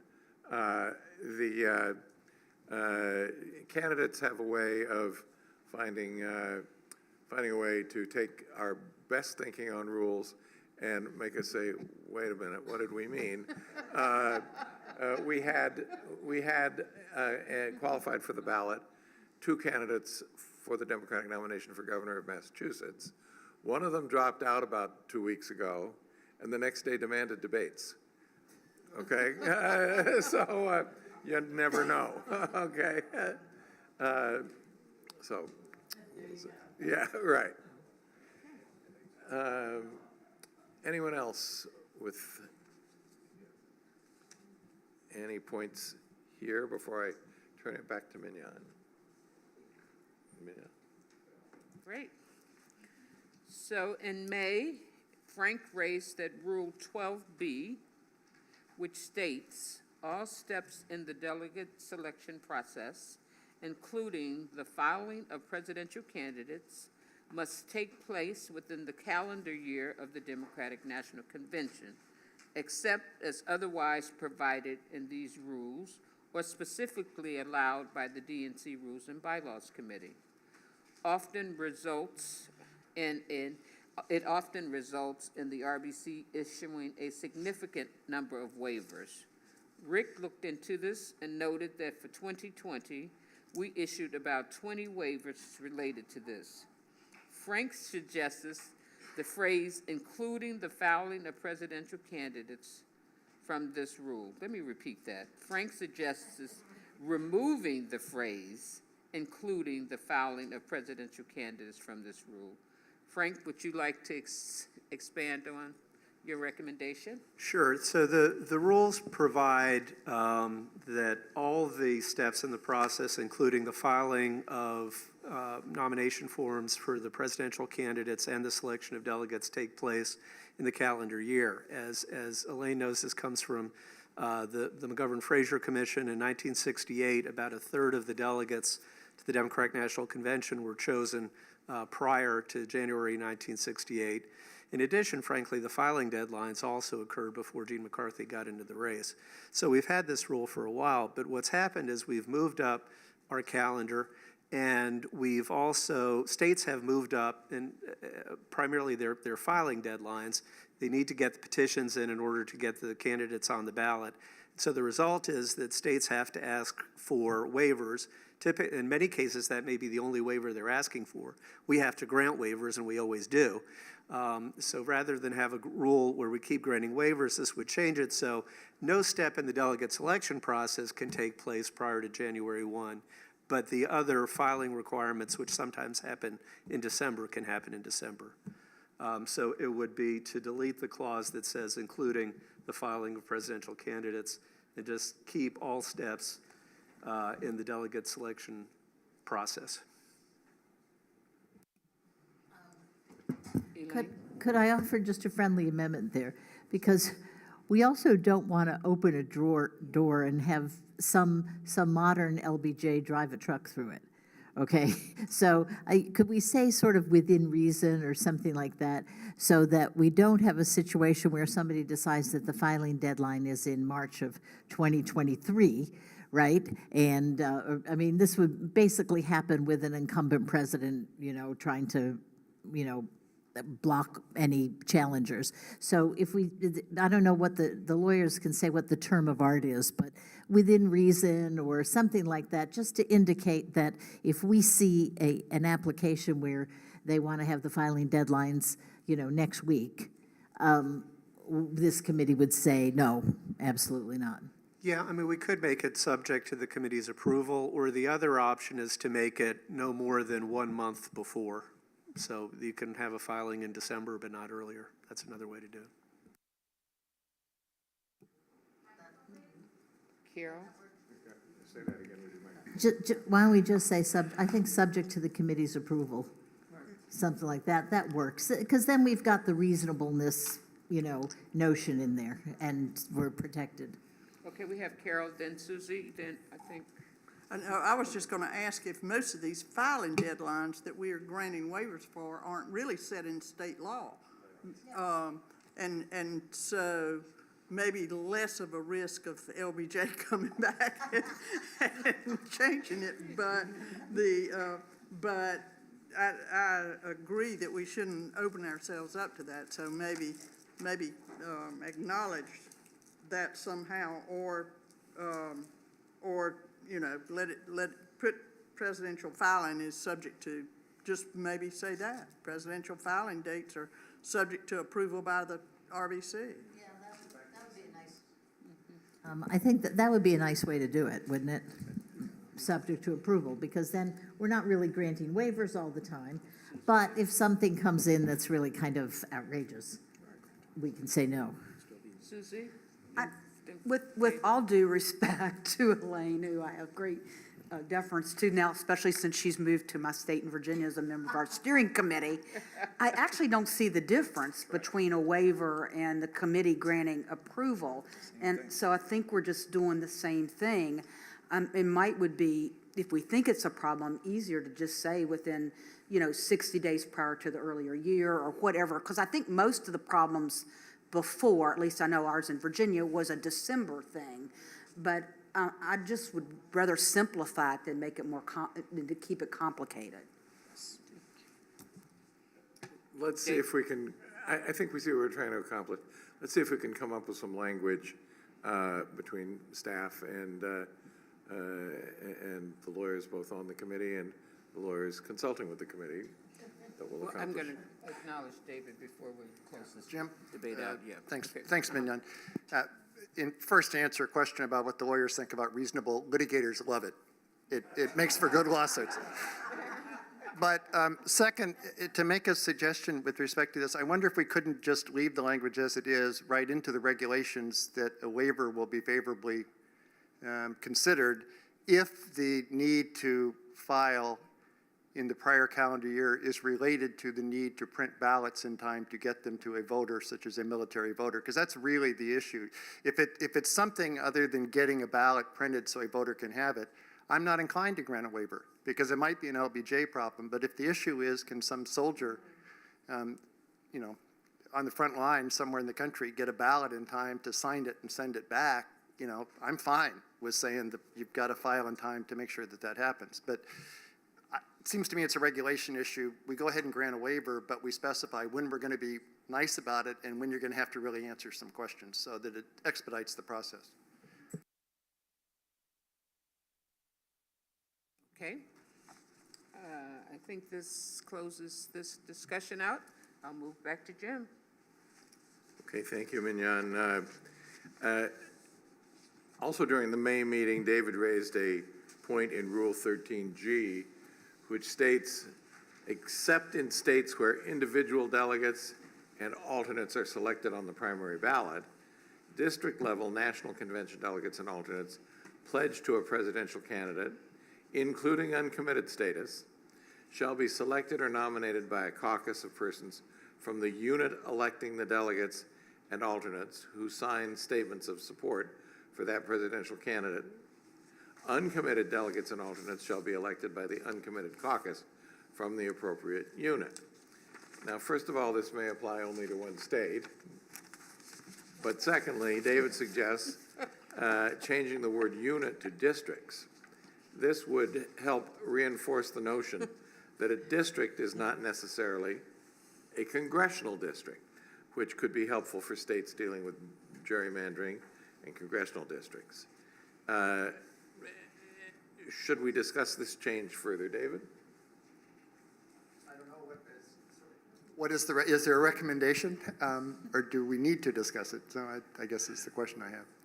So if the question is simply, do we change from the word unit to the word district or relevant political entity or body or Well, I guess, in that case, let me just say, I find parts of the rules confusing where we talk about units smaller than a congressional district, and we're going to call those districts, but we don't say what the units are. We have no minimum size on what the units are. We simply say that you have to elect your delegates in units that are smaller than congressional district. I think it's intended to encompass situations like maybe one of our larger states that has Senate districts and congressional districts that are out of whack or whatever. But suddenly changing from the word district to the word unit is kind of a red flag for a novice reading this. Wait a minute, something just changed in this sentence. What does it mean? So if we're not going to give it meaning and specificity, why don't we just use the same word? I guess that's my argument for changing the word unit to district. Frank? Yeah, I agree. We don't talk about unit elsewhere in here. The Republican Party defines cities and counties as units, and so it's a term of art in their documents, but not in ours, so we should change it to district. Any dispute on that? Okay, well, there's some guidance for staff. We're not voting up and down on these things, but guidance for staff, okay?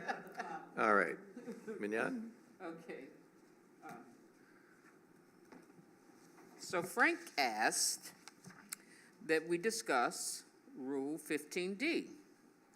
This rule states, subject to the prior sections of this rule, the number of valid signatures required of a presidential candidate to file a petition to gain access to the primary ballot, and the number of valid signatures required of a delegate/alternate candidate to gain access to the primary ballot, and the fees required to pay to the state by a presidential candidate and by a delegate/alternate candidate to gain access to the primary ballot in connection with the Democratic presidential nominating process shall not exceed those in effect in the particular state as of January 1, 1994. Frank notes that we have ceilings for fees and signatures expressed in Rule 15B and 15C, as you can see on the screen. My understanding is that Frank would like us to remove this section. Frank, would you like to elaborate on that, please? Yeah, very, very quickly. This is in light of just sort of trying to simplify the rules. We already say you can't charge more than $2,500. You can't require more than 5,000 signatures. If in 1994, your filing fee was $100, now you want to raise it to $200, then you need to get a waiver for this rule. And I'm not quite sure why our delegate selection plan refers to a date 30 years ago as the operative date for taking action. So, I mean, the important thing is the limit on the number of signatures required and the amount of money required to be paid. Those are still in there. So I don't think we need D, and I'd suggest removing it. Okay. I mean, if we really wanted to confuse people, we could have it adjusted for inflation in $2,024. And in 2024 signatures. Yeah. Use CPIE. Yeah. CPI, we could make it really wild. We also want to discuss Rule 15E. This rule states no deadline for filing petitions for participation in the presidential nomination process by a presidential candidate shall be less than 30 days in advance of the primary or caucus, no more than 75 days in advance of the primary or caucus. In 2020, we issued about 25 waivers for this. We should discuss whether the upper limit of 75 days is necessary. Finally, David also noted that we should change instances of sex to gender. I think it is pretty straightforward, but we did want to see if any members had comments before requesting staff to update and draft these rules.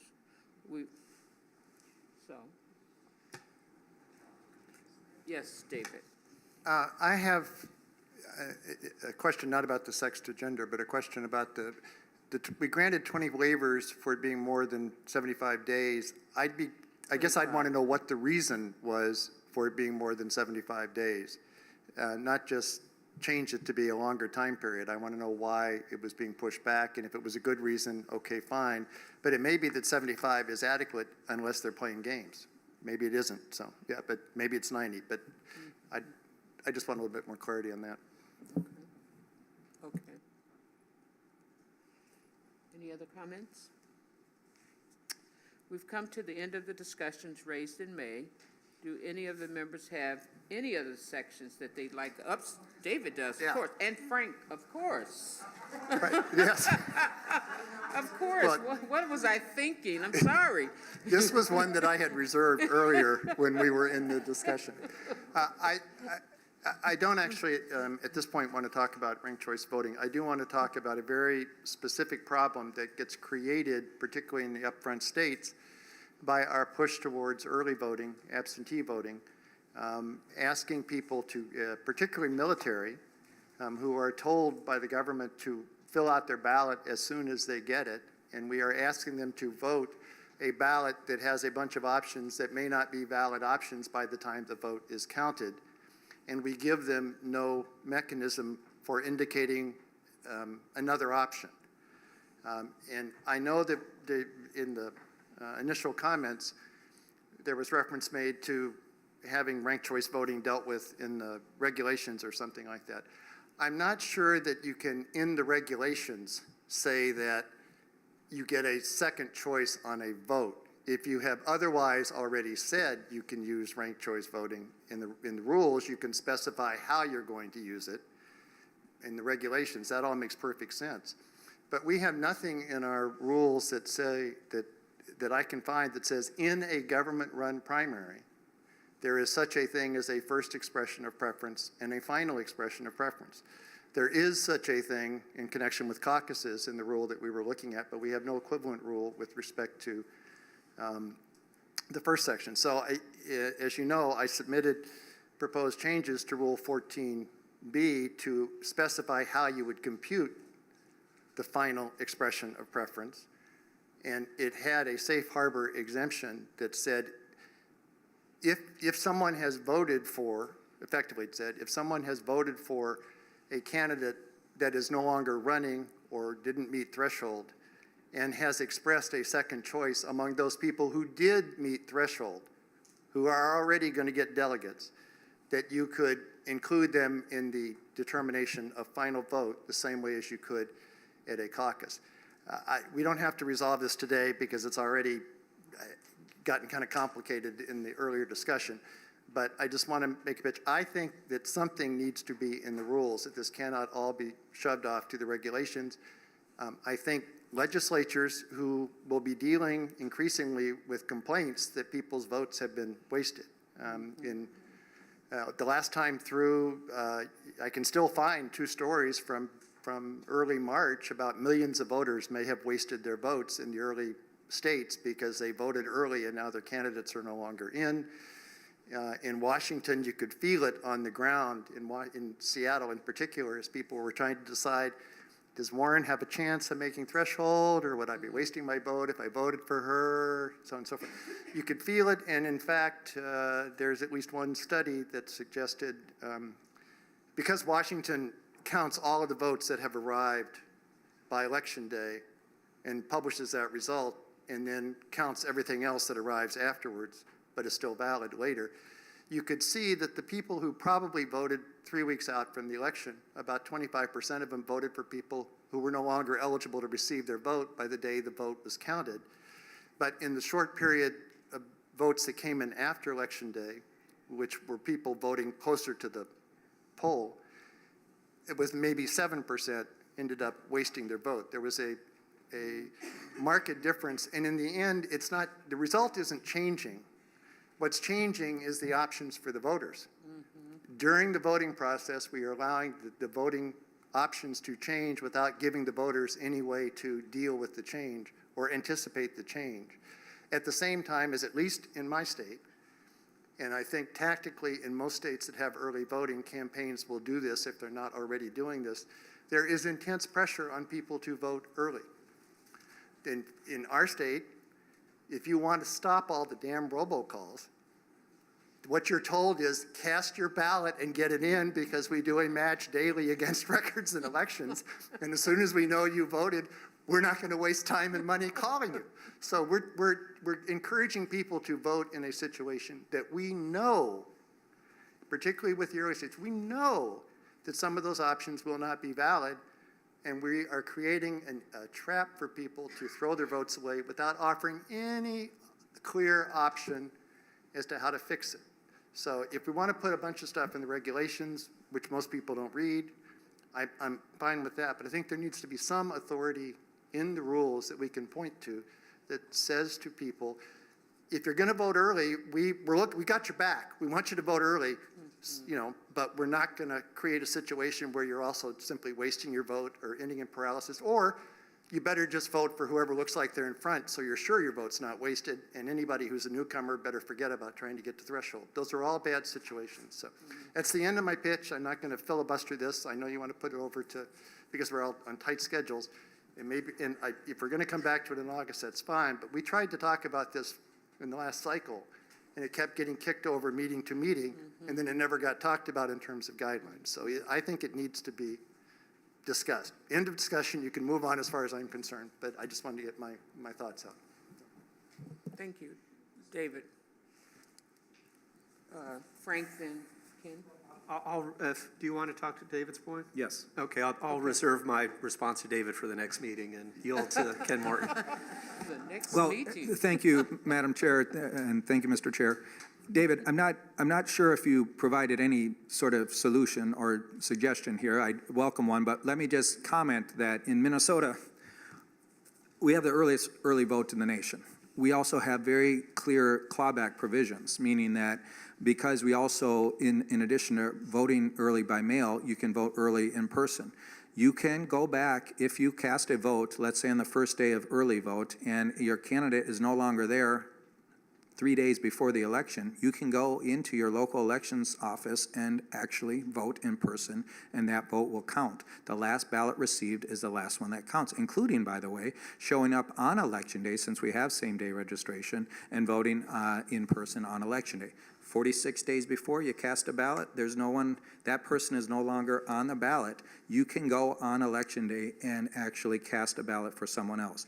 So there are states that actually have, do understand the challenge you're talking about, and they have provided solutions statutorily. So I just think that I appreciate what you're raising, but we need to give very specific examples of states that are actually rectifying the challenge that you mentioned. And then if we're trying to promulgate this in terms of rules, I'm not sure where you would put that. Right. So, so I guess what I'm wondering is, outside of identifying the problem, what are we trying to do here? Let me clarify. I had submitted language, which I don't think we're going to talk about today, but which effectively said if a state wants to, it did not mandate it, but if a state wants to, and if it is using some form of preferential choice ballot, so it has recorded multiple choices, it could create a second choice option, and we would be okay with that. It didn't mandate it. It didn't bar the option that you're talking about of clawback.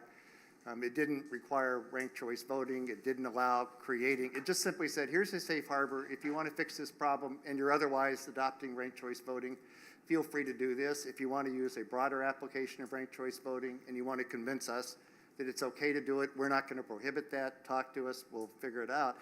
It was kind of a low level, let's address this problem, because although you have a clawback provision in Minnesota, California didn't. And in Washington, it wouldn't be possible to have it because we're all mail. You can't show up at the polling place on election day and hand back in a ballot. So I'm not trying to dictate the solution. Yes, I did provide a solution that works for those states that want it but not mandate it. I am identifying a problem, and I'm simply saying, why are we waiting for legislatures to come up with 50 different solutions and then figuring out we don't like them, instead of saying, okay, here's a fallback, and if we don't like what you're doing, you can use the same data and do this, and we'll be fine with it, and you won't have wasted taxpayer money. Instead, where we're creating is a situation of they come up with a solution, we find some problem with it 6 months before the election, and we say, okay, either set up a whole new process, we strip you of your delegates, or we grant a waiver because we can't do this late in the process. We give no guidance.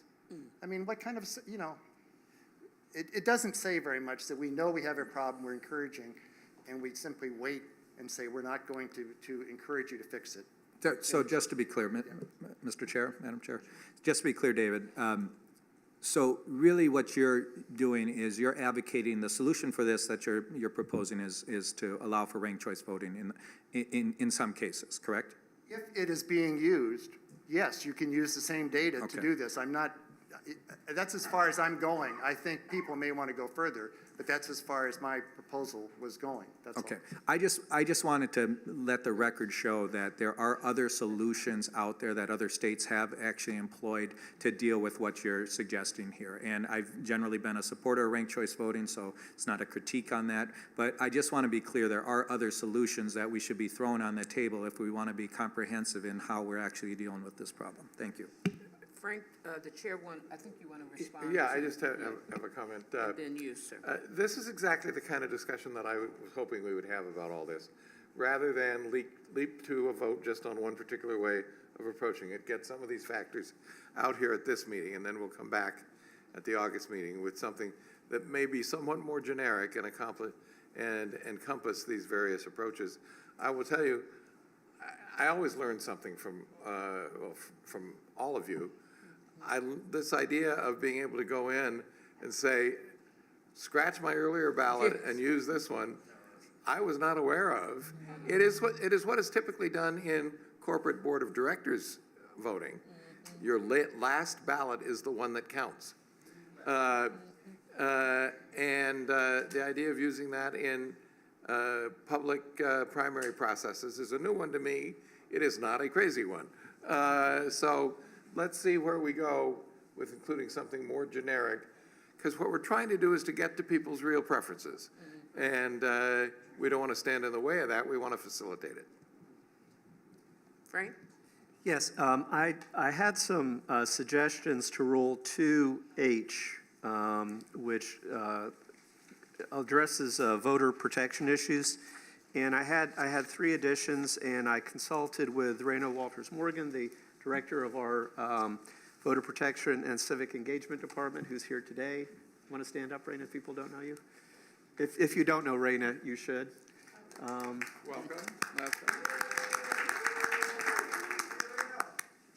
Okay, so the first one is to section H7, and it's a relatively minor one, but it says use accessible and secure voting machines to make it possible for individuals with disabilities to vote securely and privately, and it would add with votes verifiable by voters. So people who have disabilities can also verify their votes. The next one is So that's a paper trail rule, basically. Yes, correct. The next one is I1, that where we identify the things that we want state parties to encourage.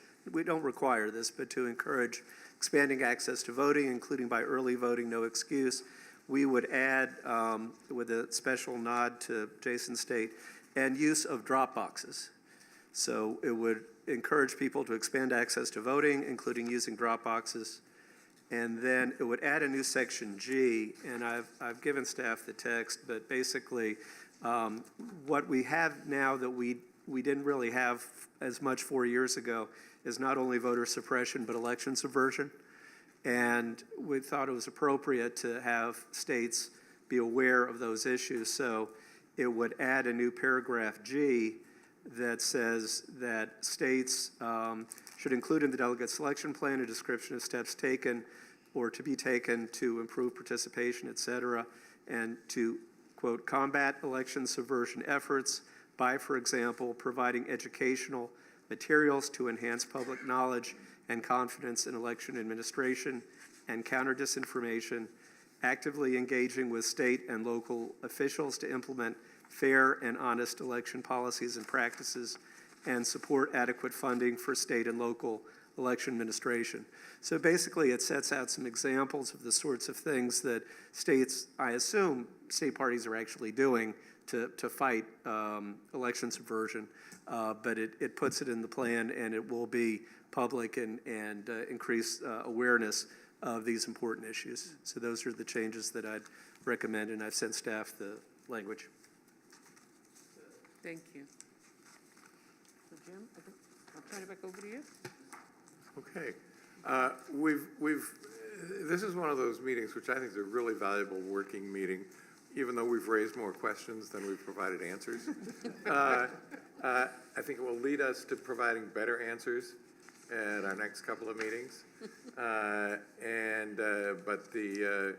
What we've done, as I'm sure Veronica and Rick recognize, is create more work for staff. Ken?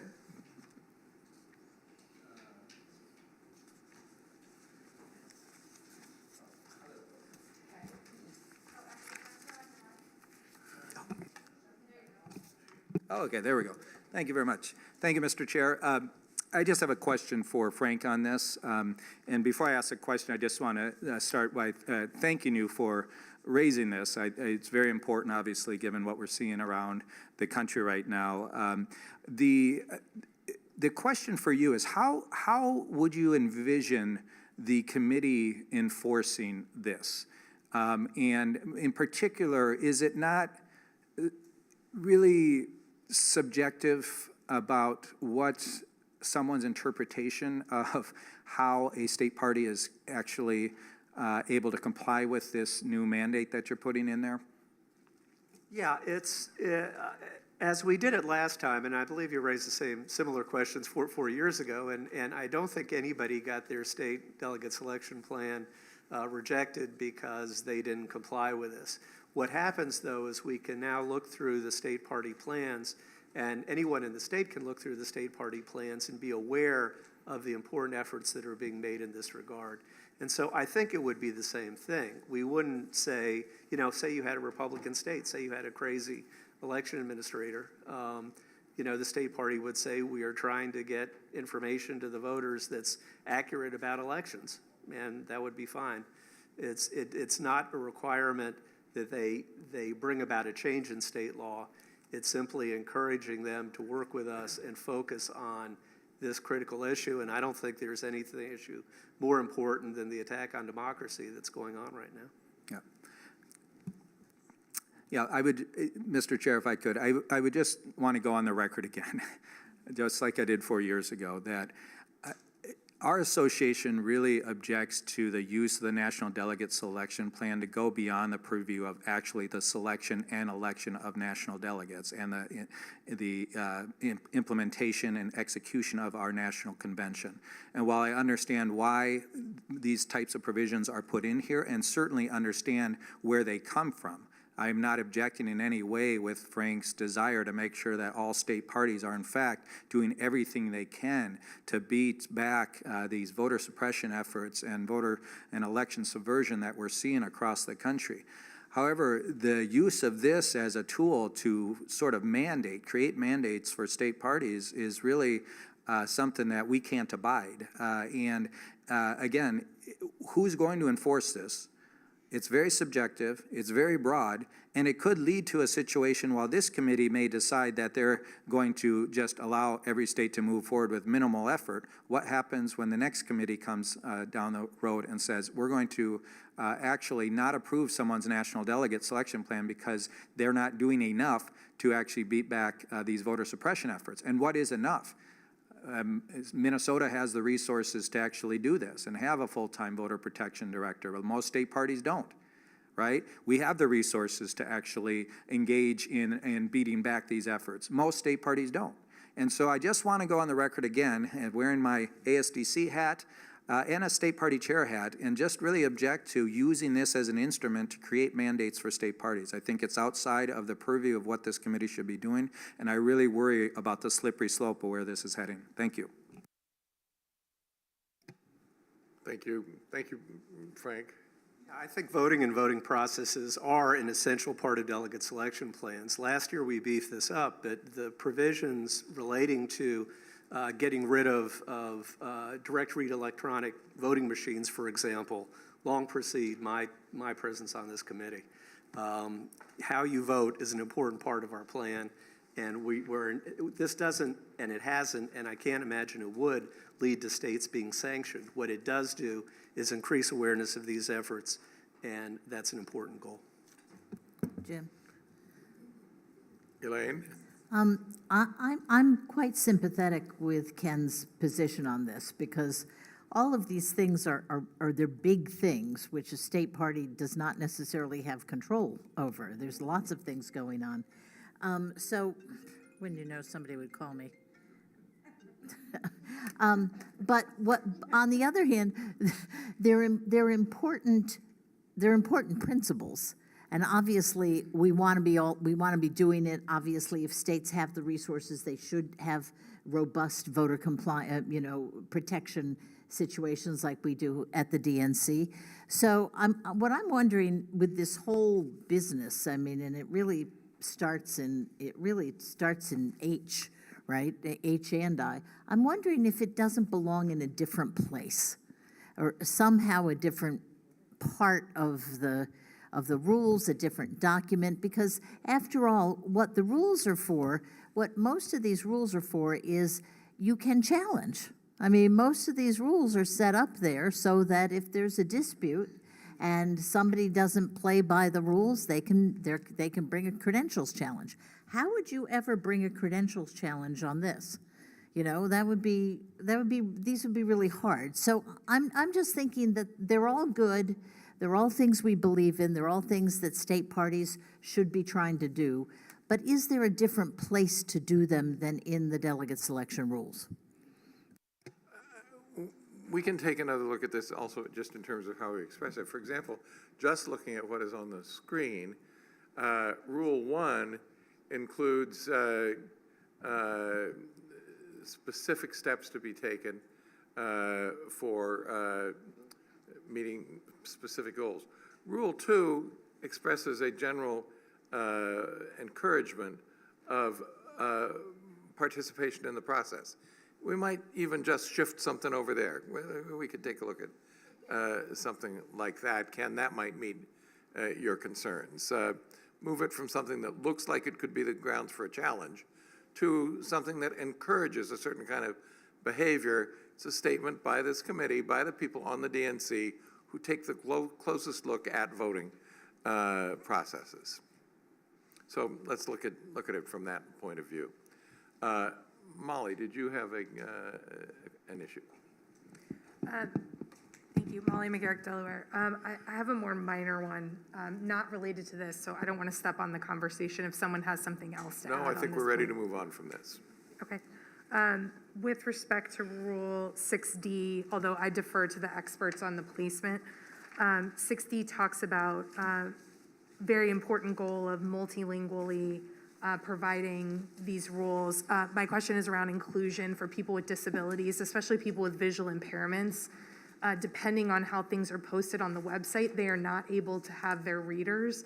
So happy to work with the staff, but I think a recommendation that we, again, specifically call out people with disabilities and ensuring that we're not just looking at multilingual access, but that these plans and rules and other documents can be put in formats that people with disabilities can access. Okay, now, which rule are you referring to? So 6D, it says for the purposes, or for providing adequate notice of the delegate selection 6D, process under Rule 3, times, et cetera. It says shall be effectively publicized multilingually where necessary to encourage the participation of minority groups. Obviously very critical. I don't want to alter that or water that down. But just a suggestion that we also specifically call out and offer guidance on how things can be posted so that they're accessible for people with disabilities. Thank you. Okay. Anybody else? All right. Well, okay, Louise. Okay, just calling on Luis, and then we'll come back. Carol? Okay.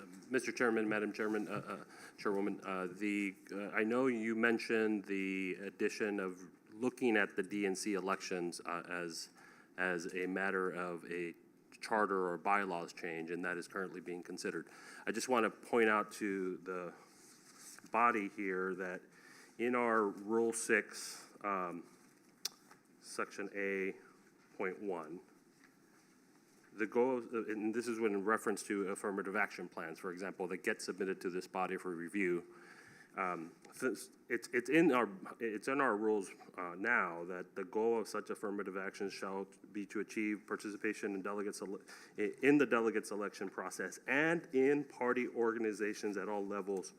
So I think my point is that I believe by just observing through the Credentials Committee that our election of DNC members are sometimes inconsistent to some of the goals in the 6 participation outline that was put in place. And so we do a great job and can always do better in the convention, but we achieve great goals in ensuring diversity of the convention body.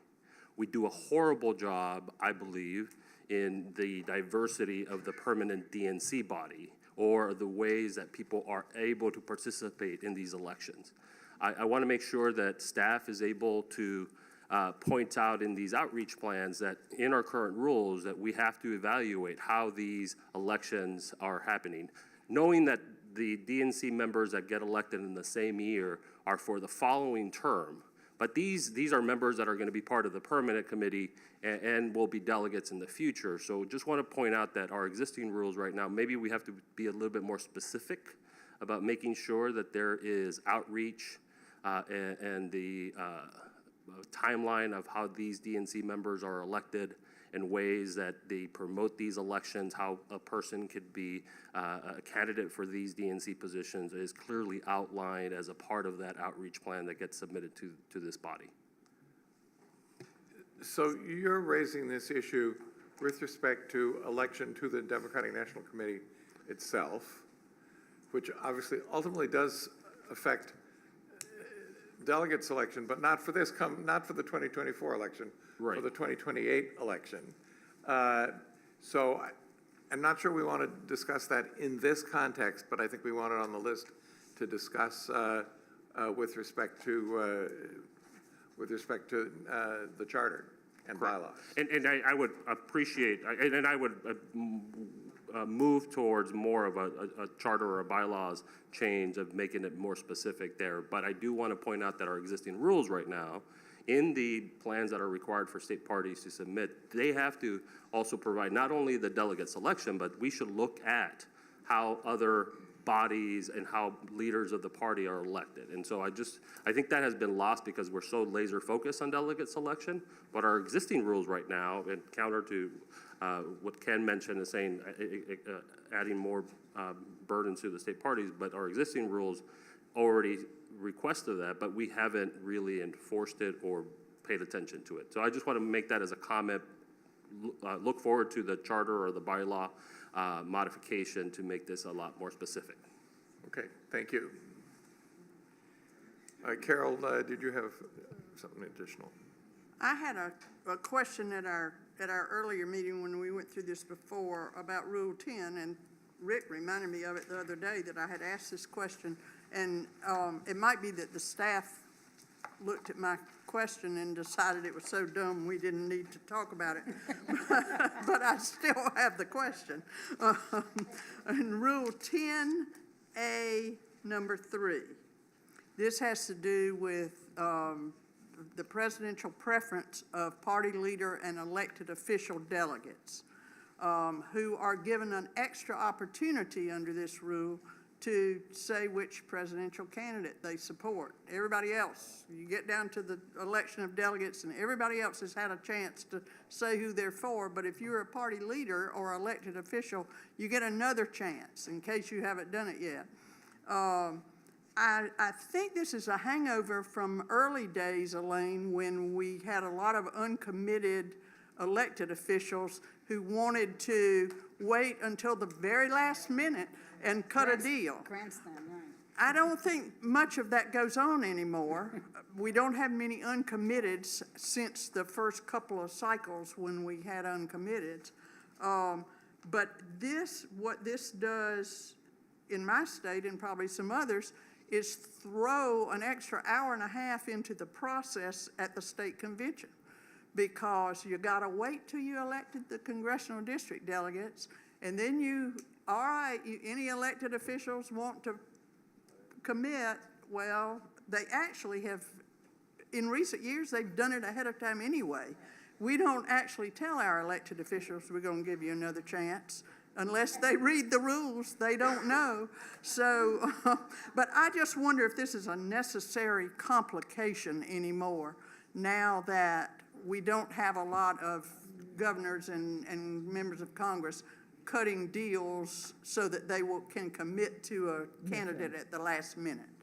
And I would just add to that, that I believe that the PLEO delegates are subject to candidate right of approval. They are, and that adds another hour to the process. That makes this kind of unnecessary. I mean, the candidate's going to say, yes, Mr. Mayor, or no, Mr. Mayor, and you don't really need this. But this requires, once you do this, you then have to send it back to the candidates for approval. And of course, if they wanted a mayor or a governor to be one of their delegates, they would have walked them through the process and gotten them. They'd have been campaigning arm in arm for months anyway. Right. So it just seems unnecessary, and it's a complicated thing to read, and why do we have to have it? So I think what we're trying to do here is create a mechanism to get these party leader and elected official delegates to state their preference. And so but they so could as do not, that so as not to step on the week before. I'm getting to that. And we're trying to do it here in this language, not stepping on toes, saying you have to have done it at the same time as everybody else. I'm not sure there's a good reason for not saying you have to have done that at the same time as everybody else, or you will not be eligible for a party leader or elected official provision. Mm-hmm. This creates a certain amount of flexibility for the candidates as well, to sort of dangle out there that we'll support you for this or something like that. I'm not sure that it's our job to make that possible either. So let us look at whether there is a practical way to require them to state their preference at the same time everyone else does, even though they are not running for district level or at large delegate positions. Well, in my state, they have, if they were going to run for this party leader and elected official delegate, they had to file at the same time as all the others. They just didn't have to say what candidate they supported. So why not make them state it then? Exactly. That, I think, we've boiled it down to the essence of the question. Yes. And let's pursue that. Okay, thanks. Let's see. Luis, did you have another item? Nope, your microphone is now off. Anybody, and Carol, your microphone is about to be off, right? Thank you. Right. The reason I say that is the microphones for this meeting have worked much better than the microphones for our last meeting, for which we thank the staff. It is also warmer. We love everything about this hotel, including the union staff. So thank you very, very much. And as soon as they restore room service, it'll be perfect. And